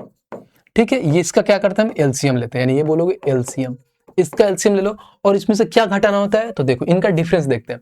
यानी 21 और यहाँ पर 14 का डिफरेंस देखो कितना है, 21 और 14 का डिफरेंस देखो 7 है। फिर यहाँ पर 42 और 35 का डिफरेंस देखो 7 है। 147 और 140 का डिफरेंस 7 है। 105 और इसका डिफरेंस 7 है, यानी डिफरेंस सेम है। जब डिफरेंस सेम होता है ना तो ऐसे सवाल में कुछ नहीं करते हैं, इसका एलसीएम लेते हैं और माइनस को घटा देते हैं, बस बात खत्म। अब बोलोगे भैया यार इसका एलसीएम लेकर बैठेंगे तो बहुत लंबा प्रोसेस हो जाएगा, तो लंबा ही होगा, तो इसको शॉर्ट में कैसे करें वो बताता हूँ। ये तो रहा पूरा बेसिक से ऐसे बनाओगे, शॉर्ट में कुछ नहीं करते। अगर मान लो भाई साहब जो हम इसमें क्या करते हैं 7 घटाते हैं, यानी हम 7 घटाते हैं, कौन सा 7 घटाते हैं ताकि हमारे पास ये ओरिजिनल मान आ जाए। ठीक है, अगर इसको अगर ऑप्शन से उड़ाना है तो क्या करेंगे, जो चीजें यहाँ घटा रहे थे ना ऑप्शन में ऐड कर दो बस। यानी मान लो हम 7 घटा रहे थे तो 7 इसमें ऐड कर दो, इसमें भी 7 ऐड कर दो, इसमें भी 7 ऐड कर दो, फिर डिविजिबिलिटी का रूल लगा लेंगे, क्योंकि फिर किसी एक संख्या को उठाएंगे और काटते हैं, देखेंगे जो संख्या कट जाएगी वही हमारा आंसर हो जाएगा। बस 7 ऐड करते हैं, तो देखो 9 7 16 का 6 हाथ में 1, फिर 7 और 1 8 और 1 9। ठीक है, फिर यहाँ पे 80 आ जाएगा, 80 96 आ जाएगा। यहाँ पर अगर 7 ऐड करोगे तो क्या 88 20 हो जाएगा। यहाँ पर 7 ऐड करते हो तो भाई साहब कितना हो गया, 7 6 13 3 हाथ में 1 2, और यहाँ पे 88 23। यहाँ पर 7 4 11 हाथ में 1 3 और 1 4, यानी 80 41। ये हो गया हमारे मान। अब क्या कहता है देखो, बहुत प्यार से ध्यान से देखना, कितना सेकंड में उड़ा दोगे, इतना लंबा चौड़ा सवाल कुछ नहीं करना है। मैंने कुछ नहीं देखा, मैंने सिर्फ एक चीज देखा, हमारे पास जो ऑप्शन है कौन कौन सा, इसको हाईलाइट करता हूँ। 80 96 88 20 88 23 80 41। ठीक है, अब देखो जब मैं यहाँ पे आया ऊपर तो ऊपर क्या चीज मैंने देखा, यहाँ पे 105 देखा। अब 105 आया तो हमारे दिमाग में ये जब 5 आया तो हमें ये मालूम है कि भाई साहब ये 5 है, यानी कहीं ना कहीं ये कोई 5 इसमें एक फैक्टर है, 105 में एक 5 इसका भी फैक्टर है, यानी जो भी हमारा ऑप्शन होगा वो 5 से कटेगा, बात खत्म। अब 5 से कटने का क्या बोला हूं मैं, डिविजिबिलिटी का रूल। अगर आपके पास 5 आए तो भाई साहब संख्या का सिर्फ लास्ट डिजिट या तो 0 नहीं तो 5 होना चाहिए। अगर कोई भी संख्या उसके लास्ट डिजिट में तो 0 और 5 मिल गया तो संख्या 5 से कटेगी। और कहीं ना कहीं देखो तो एक ही ऑप्शन है भाई साहब, ऑप्शन नंबर सी, जिसके लास्ट डिजिट 0 है और यही होगा आंसर, बात खत्म। तो ये है लंबा चौड़ा सवाल भाई, या तो ऐसे आप निकालो और देखो यही आंसर आएगा, क्या 88 20 आएगा, 88 20 में से आप 7 घटा दोगे तो ये आंसर आपका आ जाएगा। नहीं तो इसको जो तरीका मैंने बताया था ऑप्शन अप्रोच, कैसे प्यार से आप उड़ा दिए, खत्म भाई साहब समाप्त। ये होता है सवाल करने का तरीका। जब आप नंबर ऑफ चीजों को, नंबर ऑफ क्वेश्चन प्रैक्टिस करोगे तो ये ऑटोमेटिक ये सारी चीजें आपके दिमाग में आने लगेगी और चीजों को बहुत स्मूथली वे में सॉल्व करके आगे बढ़ जाओगे। आओ क्वेश्चन नंबर 12 देखते हैं, और क्वेश्चन नंबर 12 को देखते हैं क्या कह रहा है। कह रहा है कि 99 का पावर 99 प्लस 99 के 100 से विभाजित करने पर शेषफल कितना होता है। ध्यान रखो, मैं एक चीज आपको बताना था, यहाँ पे समझा देता हूँ। ठीक है, पहले सवाल देख लेते हैं फिर समझाते हैं। अब ये जो 99 का पावर है 99, ठीक है, फिर प्लस में 99 है, और इसको बट्टे में किससे करना है, 100 से डिवाइड करना है। कुछ नहीं करना, मैंने क्या बताया था भाई साहब, तो क्या पॉजिटिव निगेटिव रिमाइंडर के बारे में बताया था। देखो 100 से कितना कम है, 1 कम है, तो मैंने बोल सकता हूँ -1 के पावर 99। देखना, इसको 1 सेकंड उड़ाने का तरीका ही बताऊंगा। फिर प्लस 100 से कितना कम है भाई साहब, तो भाई साहब 1 कम है यानी -1 कर लोगे। ठीक है, बट्टे में अब क्या करोगे भाई साहब, ये 100 हो गया, 100 या तो ये तो मान लो कि हमारे पास 100 हो गया, जितना आएगा जो हो गया। ठीक है, अब देखो हमेशा एक चीज ध्यान रखना कि कभी भी अगर कोई माइनस के पावर अगर यहाँ पर 2 हो, -1 का पावर 2 हो तो ये आता है, और -1 के पावर अगर 3 हो यानी 1 आता है। तो ये बोल सकते हो कि माइनस के पावर अगर इवन हो, तो हमेशा भाई साहब प्लस का 1 आता है। अगर -1 के पावर अगर ऑड हो तो ध्यान रखना हमेशा माइनस का 1 आता है। ये चीजें जो आपको समझाना था, ठीक है। यहाँ पर क्या है, यहाँ पर क्या है ब्रो, यानी ये बोलोगे भाई साहब क्या इवन है, तो सॉरी ऑड है तो -1 आएगा, और यहाँ पर भी क्या होगा प्लस, ठीक है, और यहाँ भी -1 और बट्टे में हो जाएगा 100। तो आप क्या बोलोगे -1 यानी ये बोलोगे क्या -2 और बट्टे में 100। तो हमारे पास रिमाइंडर क्या आया -2। लेकिन मैंने स्टार्टिंग में बताया था क्या कि रिमाइंडर माइनस में नहीं होता है। तो क्या करते हैं, तो उसके लिए करते हैं जिससे हम भाग देते हैं उसको इसमें ऐड कर देते हैं। तो इसमें +100 ऐड करेंगे, तो -2 और +100 ऐड करोगे तो 98 आता है, और यही रिमाइंडर होगा 98। तो कहाँ है, ऑप्शन नंबर बी। तो ये रहा ऐसा पूरा प्रोसेस वाइज चीजों को हम करते हुए आए।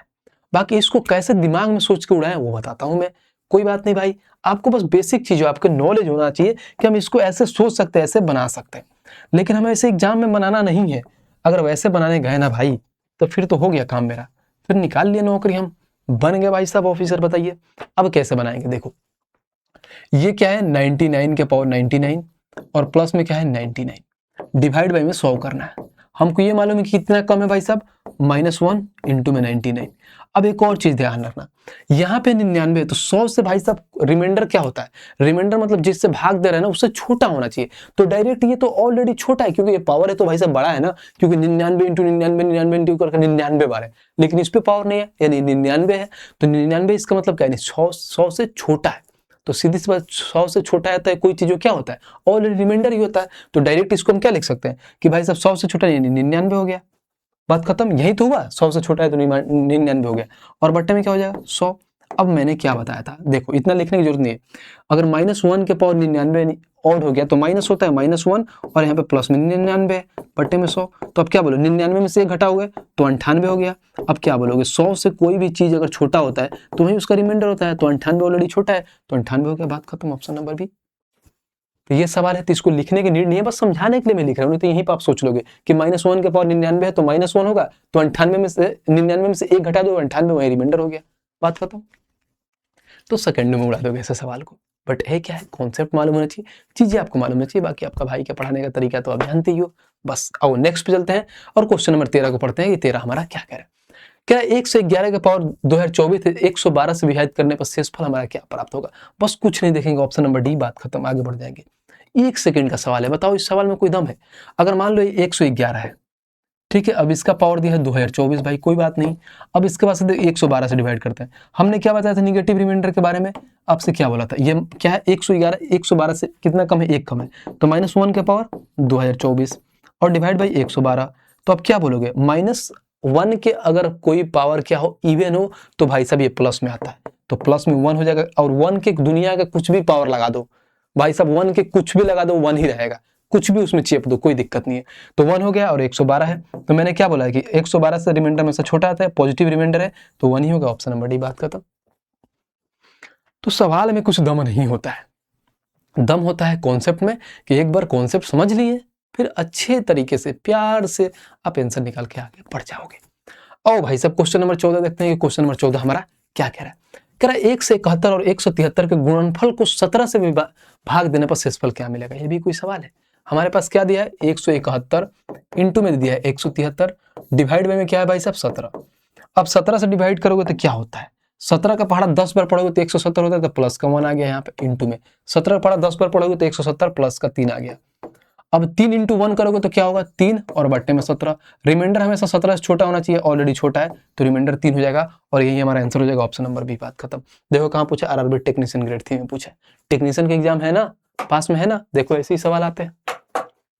अब उम्मीद करता हूं इससे रिलेटेड कभी भी ऐसा सवाल आए तो आप गलत नहीं करोगे, सेकंड में उड़ा दोगे हवा की तरह। आओ ये है हमारा लास्ट टाइप जिसको बोलते हैं मिसलेनियस क्वेश्चन। उम्मीद करता हूँ यहाँ से जो चीजें पढ़ा रहा हूँ बहुत अच्छे से समझ में आया होगा।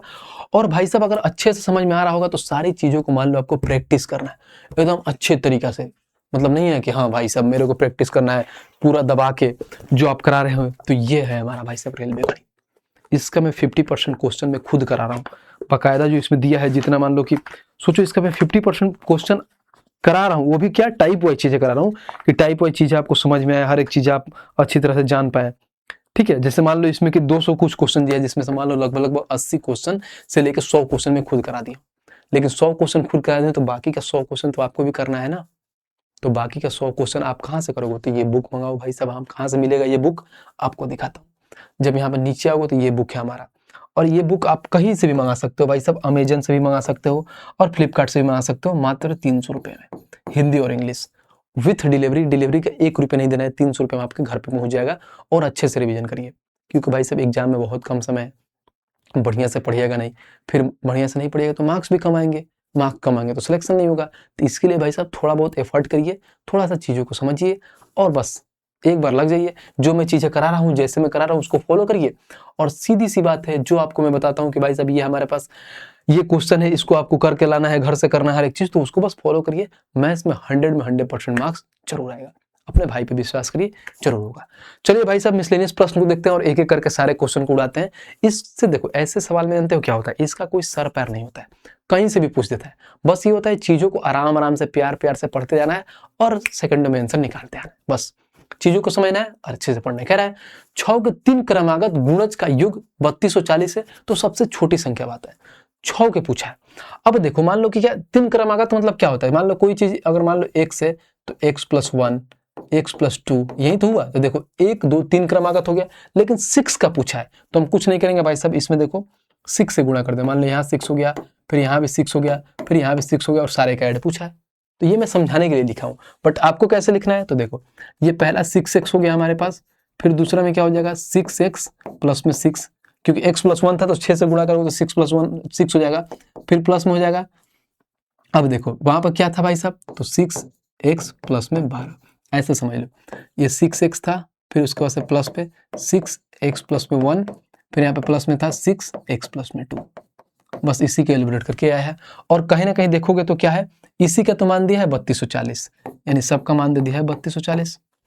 बस ये सवाल है। अब इसी को आराम से क्या करेंगे, हम कैलकुलेट करेंगे, x का मान निकालेंगे और देख लेंगे सबसे छोटी संख्या कौन है। देखिए सबसे छोटी संख्या 6 है, यानी हम ऐसे भी बोल सकते हैं कि जो ऑप्शन होगा 6 का मल्टीपल होगा। देख लेते हैं भाई साहब, 1 और 54 करता है, 4 45 42, ये भी करता है भाई साहब। अगर देखो 4 यहाँ पे, फिर उसके बाद से देखो 40, फिर यहाँ पे ये नहीं कटेगा, खत्म।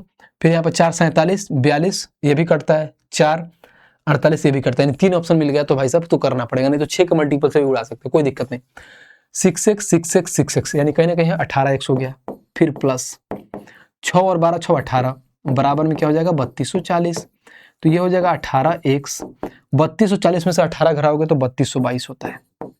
बस अब इसको 18 से डिवाइड कर दो, 18 से इसको डिवाइड करो, काटो, तो 18 एकम 18, यहाँ पे हो गया 12 142, तो 18 95 18 6 108, 18 7 126, ठीक है। फिर 6 और 12 6 18 6, उसके बाद 126 4 6 162, यानी कहीं ना कि 18 9 होता है 162, यानी x का मान 179। हमसे सबसे छोटी संख्या पूछी, यानी 6x का मान पूछा है। कुछ नहीं करेंगे, 179 में 6 से गुणा कर देंगे, तो 9 6 54 के 4 हाथ में 5, यानी 4 2 में आ जाएगा। फिर 7 6 42 और 5 कितना होता है 47, हाथ में कितना आ गया भाई, हाथ में कितना 4, तो 6 4 10, यानी 10 74 होगा। 10 74 कहाँ है, तो ऑप्शन नंबर बी। बात खत्म। तो ये लल्लू सा सवाल था, इजी सवाल था, बस आपको समझना था कि क्रमागत चीज क्या होता है। यानी क्रमागत मतलब मान लो कोई संख्या 1 2 3 4 ऐसे जा रहे हैं, तीसरे को मैंने x मान लिया, फिर x + 1 होता है, x + 2 ऐसे करके हम क्रमागत लिखते हैं। तो ये चीज आपको समझना था और प्यार से आंसर लाना था। आइए नेक्स्ट पे चलते हैं और क्वेश्चन नंबर 18 देखते हैं कि 18 हमारा क्या कह रहा है।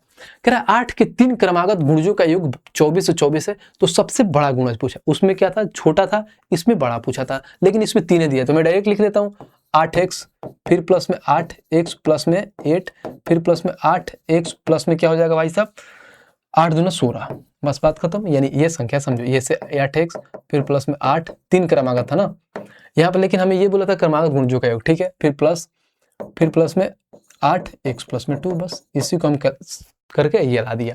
अब यहाँ पे बोला है कि 24 24 है, इनका योग, बस बात खत्म। यहाँ से बड़ा मान पूछा है, यानी कहने की 8x प्लस में 16 का मान पूछा है, तो निकालते हैं। 8 8 8, यानी ये बोलेंगे 24x, फिर प्लस 8 16 8 क्या होता है 24, बराबर में होता है 24 24 24 24, कोई दिक्कत नहीं है। तो ये होता है 24x बराबर में भाई साहब 24 24 में से 24 से घटाओगे तो डायरेक्ट ये 24 हो जाएगा, ठीक। इसको 24 से काट लोगे तो x बराबर में आ जाएगा 100। हमें बड़ी संख्या पूछा, यानी ये पूछा 8x प्लस में 16, तो यहाँ पे 8x के जगह पर 100 प्लस में 16, तो ये बोलोगे 800 और 16 ऐड करोगे तो 816 होगा, और यही बड़ी संख्या 816 का है, तो ऑप्शन नंबर डी, बात खत्म। ये एलपी का क्वेश्चन है, देखो आपका एलपी का एग्जाम अभी हाल फिलहाल में होने वाला है, देखा। तो ये होता है फायदा रेलवे फाउंडेशन करने का, कि चीजों को आराम से पढ़ेंगे, एक एक करके पढ़ेंगे, शांति से पढ़ेंगे और बढ़िया से चीजों को कंप्लीट करेंगे, बात खत्म। आइए नेक्स्ट पे चलते हैं और क्वेश्चन नंबर 19 देखते हैं कि क्वेश्चन नंबर 19 हमारा क्या कह रहा है। वह सबसे बड़ी प्राकृत संख्या जो किन्हीं भी 4 क्रमागत प्राकृत संख्याओं के गुणनफल को पूर्ण रूप से विभाजित कर सकते वो संख्या है। अभी मैंने क्या बताया था भाई साहब, बताओ यहाँ पे क्या बोला है, किन्हीं 4 क्रमागत प्राकृत संख्या, यानी क्रमांक पर नेचुरल नंबर किससे स्टार्ट होता है, 1 से स्टार्ट होता है, और 4 की बात बोला है, और सबके मल्टीपल 1 इंटू में 2 इंटू में 3 इंटू में 4, तो 2 3 6 चौका 24, यानी वो संख्या कौन सी होगी भाई साहब, देखो पहले संख्याओं को गुणनफल को पूर्ण रूप से विभाजित कर सकते हो, वो क्या है, तो 24 है, और यही आंसर है ऑप्शन नंबर सी, बात खत्म। तो ये सवाल सिर्फ लल्लू सा सवाल है, समझना है। मैंने क्या बोला था कि भाई साहब जो हमारा मिसलेनियस है ना, इसका कोई सर पैर नहीं दिया, कहीं से पूछ देता है कुछ भी, बस आपको एक एक स्टेप को प्यार से पढ़ते जाना है और आंसर लेके आना है, सेकंड में उड़ा दोगे। ये चीजें आपको समझ में आ रहा है तो क्या करना है भाई, वीडियो को लाइक और चैनल को सब्सक्राइब करते रहना। आइए 20 नंबर देखते हैं कि 20 हमारा क्या कह रहा है, कह रहा है 2 क्रमागत सम प्राकृत संख्याओं के वर्गों का योग कितना है, 2740 है, तो संख्याओं का योग क्या है, बढ़िया सवाल है, समझिए। क्या 2 क्रमागत सम संख्या, अगर मान लो 2 क्रमागत सम संख्या क्या हो सकता है, पहला अगर x होता है तो दूसरा क्या होगा भाई साहब, इसी का सम संख्या बोला है, x + 1 लिखे हो तो 20 हो जाएगा, तो ध्यान रखना। अब दूसरा हो जाएगा x + में 2, ये 2 क्रमागत सम संख्या, इसी का वर्गों का योग यानी इसी का स्क्वायर बोला है भाई साहब, कितना है हमारे पास, तो 2740 है। तो देखो कैसे बनाते हैं, ध्यान से रखना। पहले क्या है हमारे पास, संख्या दिया है x, ये हो गया, अब ये हो जाएगा x + में 2, इसी का स्क्वायर कर देते हैं, तो x स्क्वायर, फिर यहाँ पे क्या हो जाएगा, वर्गों का योगफल, फिर यहाँ पर अगर देखो तो सम संख्याओं के वर्गों का योगफल, फिर x + 2 का स्क्वायर करो तो x स्क्वायर, प्लस में यहाँ पे क्या हो जाएगा भाई साहब 4, एक तो ऐसा हो जाएगा कि 4x स्क्वायर + 4 प्लस में 4x हो जाएगा, तो ये तो हमारे पास ये बन जाएगा, क्या बन जाएगा, तो क्वाड्रेटिक बन जाएगा। तो हम क्वाड्रेटिक से बनाएंगे, बिल्कुल नहीं बनाएंगे, बाई ऑप्शन बनाएंगे, देखो कैसे बनाएंगे। ये हमारे पास क्वाड्रेटिक है, जिसको क्वाड्रेटिक बनाना है वह क्वाड्रेटिक करके बना लेगा, यानी 2740। वो कैसे बनाएगा, तो ये हो जाएगा 2x स्क्वायर, फिर प्लस में 4x, और इसमें से 4 माइनस करोगे तो 2700 कितना होता है, यानी ये बोलोगे 2736। तो ऐसे आप क्वाड्रेटिक लगा के आप बना सकते हो, लेकिन हमें ऐसे नहीं बनाना है, हमें कैसे बनाना है वो समझना है। इसको मिटाते हैं, हमें किसका मान फाइंड करना है, यानी ये बोला है क्या, देखो यहाँ पे बोला x स्क्वायर प्लस में x + 2 का होल स्क्वायर बराबर में कितना आना चाहिए भाई साहब, 2740, ठीक है, बस यही ध्यान रखना। अब एक बार और क्वेश्चन पढ़ते हैं और क्वेश्चन को समझते हैं। देखो क्या बोला है, 2 क्रमागत सम प्राकृत संख्याओं का वर्गों का योग कितना है, संख्याओं का योग है, यानी संख्याओं का योग बताना है, संख्याओं यानी जो ये मान आ रहा है ना, संख्याओं का योग है, यानी दोनों संख्याओं को आपस में ऐड करते हैं तो ये मान आता है। अब संख्याओं का योग कैसे निकालोगे, देखो यहाँ पर x है तो आपस में ऐड कर देंगे x + में 2, और बराबर में कोई एक ऑप्शन उठाते हैं, मान लो ऑप्शन नंबर ए उठाते हैं 74। ध्यान रखना, जब मैं 74 उठाता हूं तो ये क्या होगा 2x, और ये 2 माइनस हो जाएगा तो ये हो जाएगा कितना भाई साहब, कितना हो जाएगा बताओ 72। तो x का मान कितना हो जाएगा, एक कट जाएगा, यानी x का मान 36 आ गया। अब x का मान 36 होगा तो यहाँ पर लिखो 36, तो यहाँ पर 36 का स्क्वायर कर दो, फिर प्लस 36 में अगर 2 ऐड करेंगे तो 38 का स्क्वायर। अगर भाई साहब 36 का स्क्वायर 38 का स्क्वायर दोनों को आपस में ऐड करके 2740 आता है, तो यानी ऑप्शन नंबर ए सही है। अगर नहीं आता तो ऑप्शन नंबर 2 में जाएंगे, कोई बात नहीं, थोड़ा सा टाइम लगता है, बस बना लेंगे। 36 का स्क्वायर निकालने का तरीका क्या होता है भाई साहब, देखो 6 का 36 के 4 पे 3 6 3 18 दूना 36 और 3 कितना होता है, यानी 39 हाथ में 3 3 3 का 9 और 3 1296, फिर प्लस। अब देखो 8 8 64 के 4 हाथ में 6, 8 3 के 24 दूना 48 और 6 54 के 4 हाथ में 5, 3 3 का 9 और 5 1444। अब ऐड कर लेते हैं भाई साहब, 6 4 10 के हाथ में 1, 9 4 13 और 1 14 हाथ में 1, फिर यहाँ पे 4 2 6 1 7 और यहाँ पे 2 1 1 1 2, यानी 2740 आ गया। देखो यहाँ पे भी 2740, यानी ऑप्शन नंबर ए सेटिस्फाइड है, बात खत्म। यानी हम पहले ही ऑप्शन उठाएं और हमारा सेटिस्फाइड आ गया। दोनों संख्या क्या था, तो पहली संख्या 36, दूसरी संख्या 38 था, दोनों संख्या का आपस में ऐड करोगे तो 74 आता है, बात खत्म। बताओ, तो ये होता है तरीका, नहीं तो बाकी इसको बेसिक से बना, जिसको बनाना है वैसे क्वाड्रेटिक से भी बना सकता है। तो एक क्वेश्चन को हम कई तरीके से बना सकते हैं, बस चीजों को समझ में आना चाहिए, थोड़ा बहुत कैलकुलेशन फास्ट हो तो बहुत आसान तरीके से बना लेंगे। आइए क्वेश्चन नंबर 21 देखते हैं, 21 को पढ़ते हैं। क्या कह रहा है, क्या 1083 को एक पूर्णांक वर्ग बनाने के लिए उससे सबसे छोटी कौन सी प्राकृत संख्या से गुणा किया जाना चाहिए। यानी एक संख्या है, देखो ये संख्या है कौन सा, 1083, इसको एक पूर्णांक वर्ग बनाना है भाई साहब, कोई रूट में नहीं आना चाहिए, वर्ग बनाना है। तो बोला उससे सबसे छोटी कौन सी प्राकृतिक संख्या जिससे गुणा किया जाए ताकि वो पूर्ण वर्ग बन जाए। अब 1083 किसका हमें नहीं मालूम है, या तो सब में गुणा करो ऐसा बनाओ, लेकिन बनाने का तरीका क्या है, तो पहले देखते हैं किससे कट रहा है। अगर बनाने का तरीका देखूं तो देखते हैं किससे कट रहा है। तो 1083 देखोगे ना, तो देखो यहाँ पर 3 है भाई साहब, 8 1 9, यानी 3 9 से कटे नहीं, यानी कहीं ना कहीं देखो 8 3 1 4 और 8 4 12, 3 से कटेगा। जब मैं इसको 3 से काटूंगा तो देखो कितना आएगा, 3 3 का 9, फिर यहाँ पे देखो 3 6 18, 3 एकम 3, यानी ये बोल सकते हो क्या है हमारे पास, तो ये बोलोगे यानी 1083 है, किसका फैक्टर आ रहा है, तो 3 इंटू में भाई साहब 361। अब कहीं ना कहीं आपको मालूम है, क्या मालूम है कि 361 तो ऑलरेडी आपको मालूम है कि 19 का स्क्वायर होता है, 19 का स्क्वायर है, तो ये पूरी संख्या बताना है, यानी ये 3 दिया है तो हम 3 में ऐसा क्या ऐसा संख्या से गुणा करें कि ये भी अपने आप का स्क्वायर बन जाए। तो कुछ नहीं करना है, यानी 3 में भाई साहब एक और 3 से गुणा करेंगे तभी तो ये भी 3 का स्क्वायर हो जाएगा, यानी इस संख्या में 3 से गुणा करना पड़ेगा, 3 से, और यही आंसर होगा ऑप्शन नंबर है। बात खत्म। ये सवाल है, बताओ कैसा लगा सवाल बनाने का तरीका, मजा आ रहा है भाई, बताओ मजा आ रहा है तो वीडियो को लाइक करना है भाई, क्योंकि भाई आपका 2:46 हो रहा है, अभी भी रिकॉर्डिंग कर रहा है, समझ रहे हो। और भाई का मेहनत लग रहा है कि हाँ भाई आपके लिए इतना डेडिकेटेड होकर चीज़ों को पढ़ा रहा है, तो भाई साहब थोड़ा बहुत आप भी अपनी चीज़ों को हमारे तरफ क्या करिए, पहुंचाइए। किसके थ्रू पहुंचाओगे आप, तो इस वीडियो को हर जगह शेयर करना है। शेयर नहीं करोगे तो क्या होगा, जब आपका भाई इतना डेडिकेटेड है तो आप भी मेरे लिए थोड़ा बहुत डेडिकेटेड होइए। चलिए आइए नेक्स्ट क्वेश्चन पे चलते हैं और क्वेश्चन नंबर 22 देखते हैं कि 22 हमारा क्या कह रहा है। कह रहा है एक 2 अंकों की संख्या और उसकी विपरीत अंकों वाली संख्या की योग 99 है, यानी 2 अंकों की संख्या और उसके फिर दोनों का उलाट दो तो 99 संख्या हो जाएगी, दोनों को आपस में ऐड करेंगे। यदि इन अंकों का अंतर 5 है तो बोला तो वह अंकों की संख्या क्या हो सकती है। भाई साहब इसको बेसिक से जाने की जरूरत नहीं होता है, ऐसे सवाल में बाई ऑप्शन जाते हैं। बोला है भाई साहब कि इन अंकों का अंतर 5 है, यानी जो हमारे पास दो अंक दिया है ना, इसका अंतर 5 होना चाहिए। देखते हैं भाई साहब किसका किसका अंतर 5 है। 7 और 2 का अंतर 5 है, ठीक है। 8 और 3 का अंतर 5 है, 1 और 6 का अंतर 5 है, 1 और 8 का अंतर 7 है, तो ये खत्म, एक तो खत्म हो गया।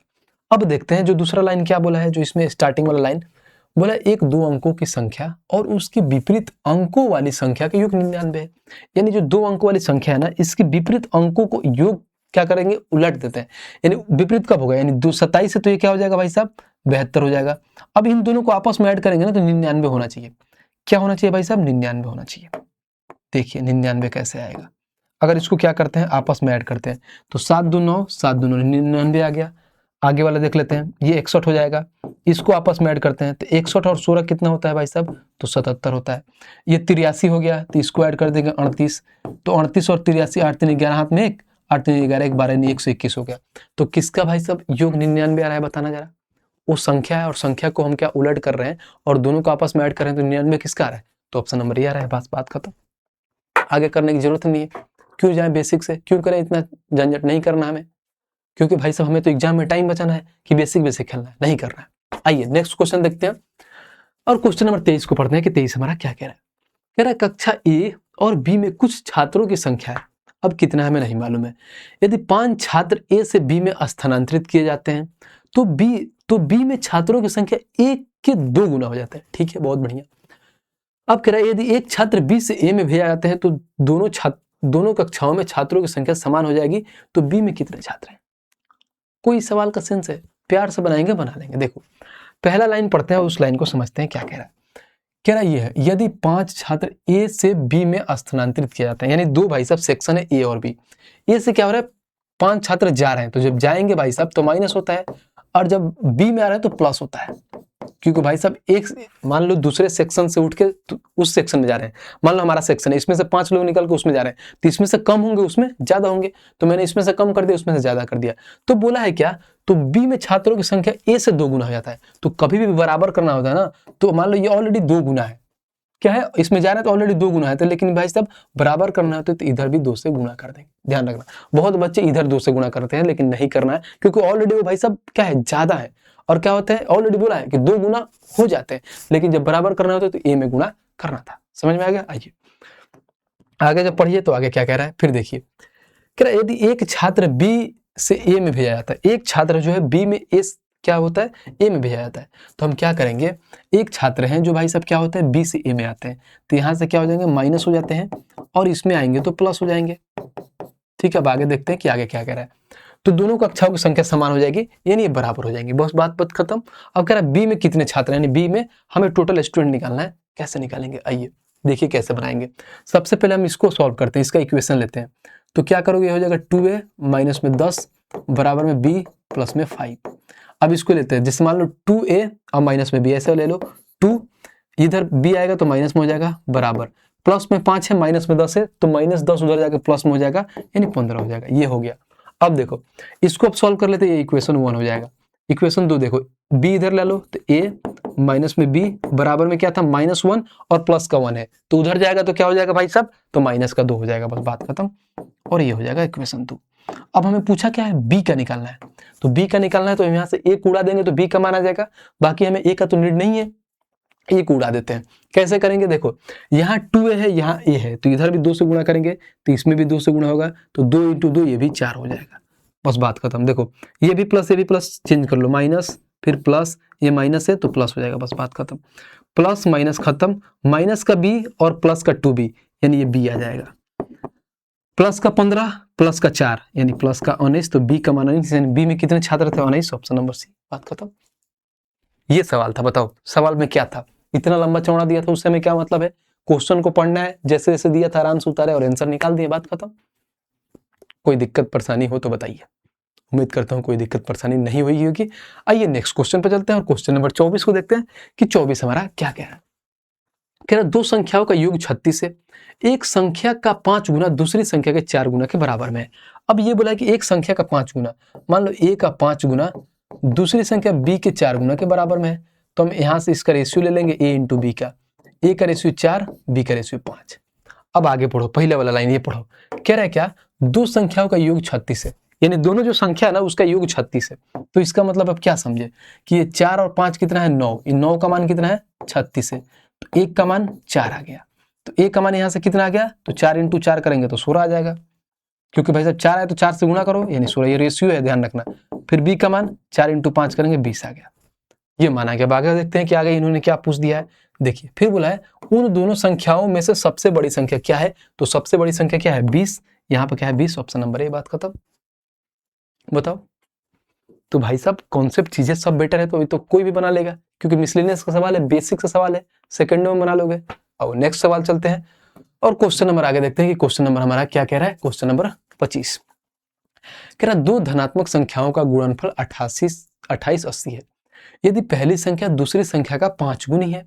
फिर कह रहा है तो दोनों संख्याओं का योग बताना है। मान लो पहली संख्या दूसरी संख्या का 5 गुनी है, पहली संख्या हो जाएगी, ये दूसरी संख्या इसकी 5 गुनी है 1 से, तो ये 5 से x हो जाएगी, बात खत्म।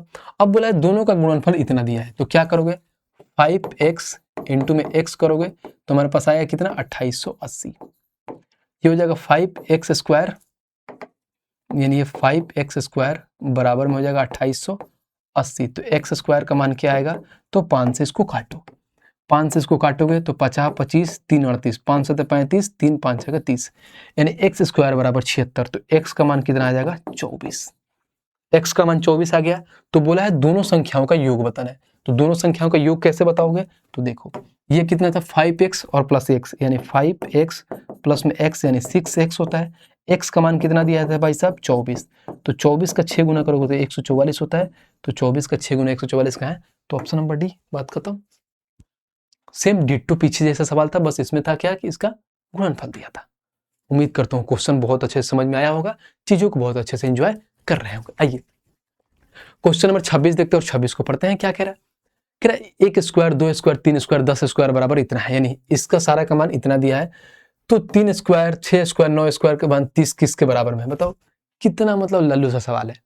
हमें क्या दिया है, ये दिया है इतना मान, और फिर 3 स्क्वायर से लेकर 30 स्क्वायर का मान दिया है। तो मैं क्या करता हूँ भाई साहब, पहले यहाँ पे लिखता हूँ, देखो ये हमारे पास सवाल दिया 3 स्क्वायर प्लस में 6 स्क्वायर प्लस में 9 स्क्वायर प्लस में डॉट डॉट डॉट करके 30 का स्क्वायर दिया है। तो मैं ऐसे 3 का स्क्वायर जब यहाँ से कॉमन लूंगा तो आपको मालूम है क्या आएगा भाई साहब, यहाँ से 1 लिखो या 1 का स्क्वायर कुछ भी लिखोगे तो भाई साहब क्या होता है 1 ही होता है। तो मान लो 1 का स्क्वायर हो गया, फिर यहाँ मान लो 2 का स्क्वायर, फिर 3 का स्क्वायर, ऐसे ऐसे डॉट के यहाँ पे 10 का स्क्वायर आएगा। तो क्या समझ में आया, 3 का स्क्वायर कितना होता है 9। अब देखोगे कहीं ना कहीं तो यहां से लेके यहां तक का मान कितना दिया है, तो 385 दिया है। बस तो इंटू में क्या करेंगे 385।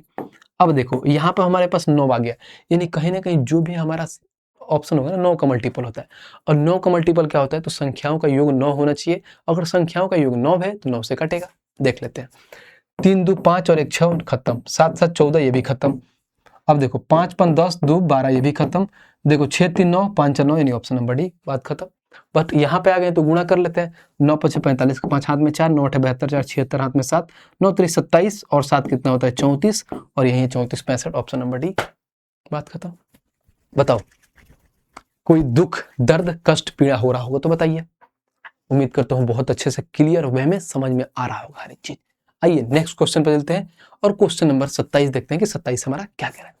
कह रहा है 310 तक कितनी संख्या है 8 से विभाज्य है। हमें क्या है, ऐसे सवाल को कुछ नहीं करते हैं, 310 है और जिससे बोलता है उससे विभाजित कर लो, 8 से विभाजित कर लो।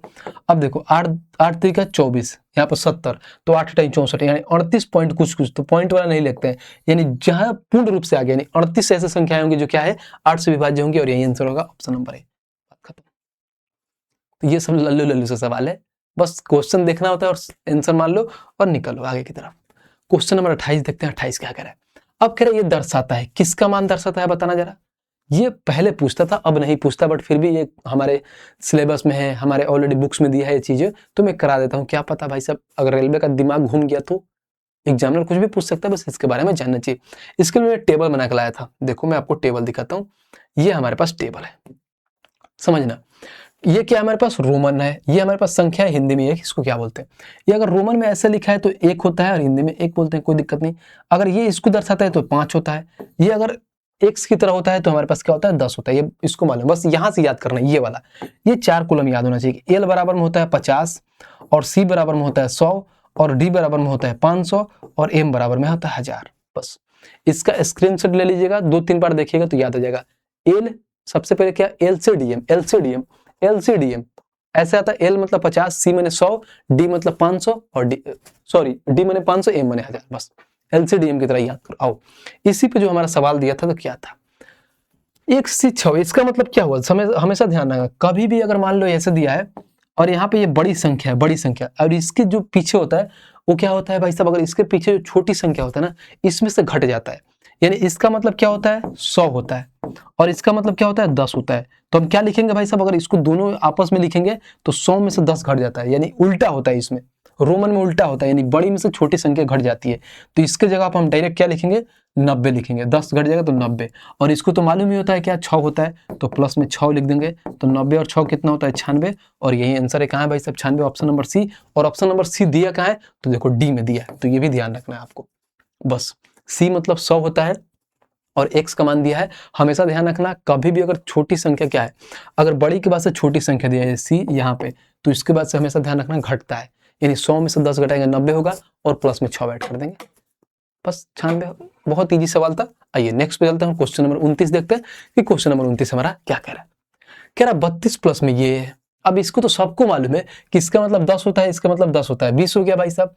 अब इसका मतलब क्या होता है 3, तो 10 10 20 3 23, यानी ये बोलोगे 32 और प्लस में 23। ये तो बचपन वाली है, सब लोग जानते हैं। तो 32 और 23 कितना होता है 55। तो यहाँ पे देखो 55 आप मार लोगे आंसर, बस हो गया काम, गए भाई साहब।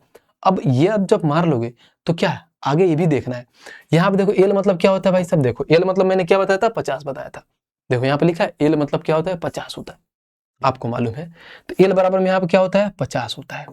और इसका मतलब क्या होता है बताना जरा, इसका मतलब क्या होता है, क्योंकि ऑलरेडी भाई साहब ये बड़ा मान है तो बड़ा इधर रखना है, छोटा अगर इधर तो घटाते, इसका मतलब 5 होता है तो प्लस हो जाए यानी 55। ये ध्यान रखना, अगर यही उल्टा होता जैसे ऐसे होता तो क्या लिखते, यानी पहले क्या लिखते 50 और इसमें से 5 घटाते, ये 45 होता है। ये चीज ध्यान रखना। लेकिन ऑलरेडी भाई साहब बड़ा वाला पहले तो क्या करते ऐड कर लेते, तो 50 + 5 55 हो गया, ठीक है। अब देखो उसके बाद से देखो फिर यहाँ पे देखो ये क्या है हमारे पास 10, एल क्या होता है हमारे पास 50 होता है। तो मैंने क्या बताया था, कभी भी छोटा चीज हो, छोटा चीज, तो उस केस में क्या 50 से 10 घट जाएगा, तो प्लस मत लिखना। तो यहाँ पे हो जाएगा कितना, इसका मतलब 40 और उसमें 5 कर दो तो 45, ये 45 आ रहा है। और यहाँ पर क्या था 55, हमारा आंसर भी 55 आ रहा था। तो क्या बोलोगे ए भी सही है सी भी सही है, ये नहीं होगा, यानी ऑप्शन क्या होगा दोनों ए और सी। तो ये समझना था आपको।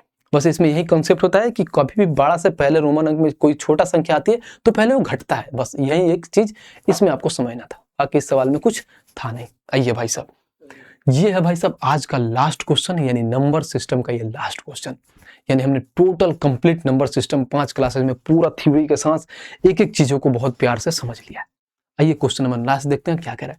कह रहा है रोमन अंक में 500 की संख्या को कैसे प्रदर्शित किया जाता है, और बता दीजिए कैसे प्रदर्शित किया जाता है। बताइए आप क्या बताएं? सी होता है ऑप्शन, क्या डी से प्रदर्शित करते हैं? कहाँ लिखा है देखो, 500 को डी से करते हैं।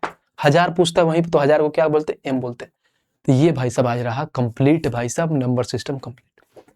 अब बताना इसके बाद से नेक्स्ट कौन सा टॉपिक कराना है, क्योंकि इसमें मैं ऑलरेडी 30 दिन का एक स्ट्रेटजी वीडियो लेकर आऊंगा कि मैथ्स को कैसे कवर करेंगे, कैसे कैसे मैं चीज़ों को आगे पढ़ाऊंगा, आगे रेलवे फाउंडेशन में कितनी सारी क्लासेज लेंगी, कितने घंटे का हमारा जो ड्यूरेशन होगा क्लासेज का वो कैसा होगा, मैं एक वीडियो लेके प्रॉपर बताऊंगा। बाकी आप लोग भी कमेंट बॉक्स में बताना कि भैया कौन सा टॉपिक करा दे इसके बाद, क्योंकि जो आप लोगों का रिस्पॉन्स आ रहा है ना भाई, दिल खुश हो जा रहा है कि जो भाई के प्रति आप लोगों का प्यार स्नेह, मतलब यार लगता है कि मतलब भाई लोग प्यार करते हैं, अच्छा लगता है भाई, दिल से थैंक यू। फिर भी लिख देता हूँ यहाँ पे, ये होता है भाई साहब आप लोगों का प्यार, थैंक यू। बहुत बढ़िया है भाई साहब, आप लोग इतना अच्छा जो सपोर्ट देते हैं, मजा आता है, दिल खुश हो जाता है। जो आज का जो हमारे पास जो है ये बुक भाई साहब ले लीजिएगा, क्योंकि नंबर सिस्टम कंप्लीट करा दिया हूँ, बुक मंगाइए और एक बार गो थ्रू जाइए सारे नंबर सिस्टम को, क्लास से मतलब जितने सारे क्वेश्चन है। अगर क्वेश्चन फिर भी आपसे नहीं बन रहे तो हमारा भाई साहब इंस्टा है, कौन सा इंस्टा है, एक छोटा सा प्यारा सा हमारा इंस्टा है जिसका नाम है अनुराग_729। इसको भाई साहब फॉलो करके इस पे आप क्या कर सकते हैं, हमें क्वेश्चन भेज सकते हैं, हम क्वेश्चन का सोल्यूशन जरूर देंगे जब भी फ्री होंगे, ठीक है। बाकी जो इसका क्लास नोट्स होगा वो हमारा एआर पब्लिकेशन पे मिल जाएगा, तो इसको भाई साहब आप ज्वाइन कर लीजिएगा, एआर पब्लिकेशन टेलीग्राम चैनल। इस पे जितने भी जॉब रिलेटेड जो भी नोटिफिकेशन आते हैं तो सबसे पहले एकदम इंस्टेंट आप लोगों को शेयर किए जाते हैं, ठीक है। बाकी जो आपका कर्तव्य है, जो आप धर्म निभा रहे हो, क्या करना है भाई साहब, तो ये हमारा चैनल को सब्सक्राइब करना है, वीडियो को लाइक करना है और कमेंट करना है, और भाई साहब वीडियो को शेयर भी करना है, जो आपका मैंडेटरी वाला काम, ठीक है भाई। तो आज के लिए इतना ही था, मिलते हैं नेक्स्ट वीडियो में, तब तक के लिए जय हिंद भाई।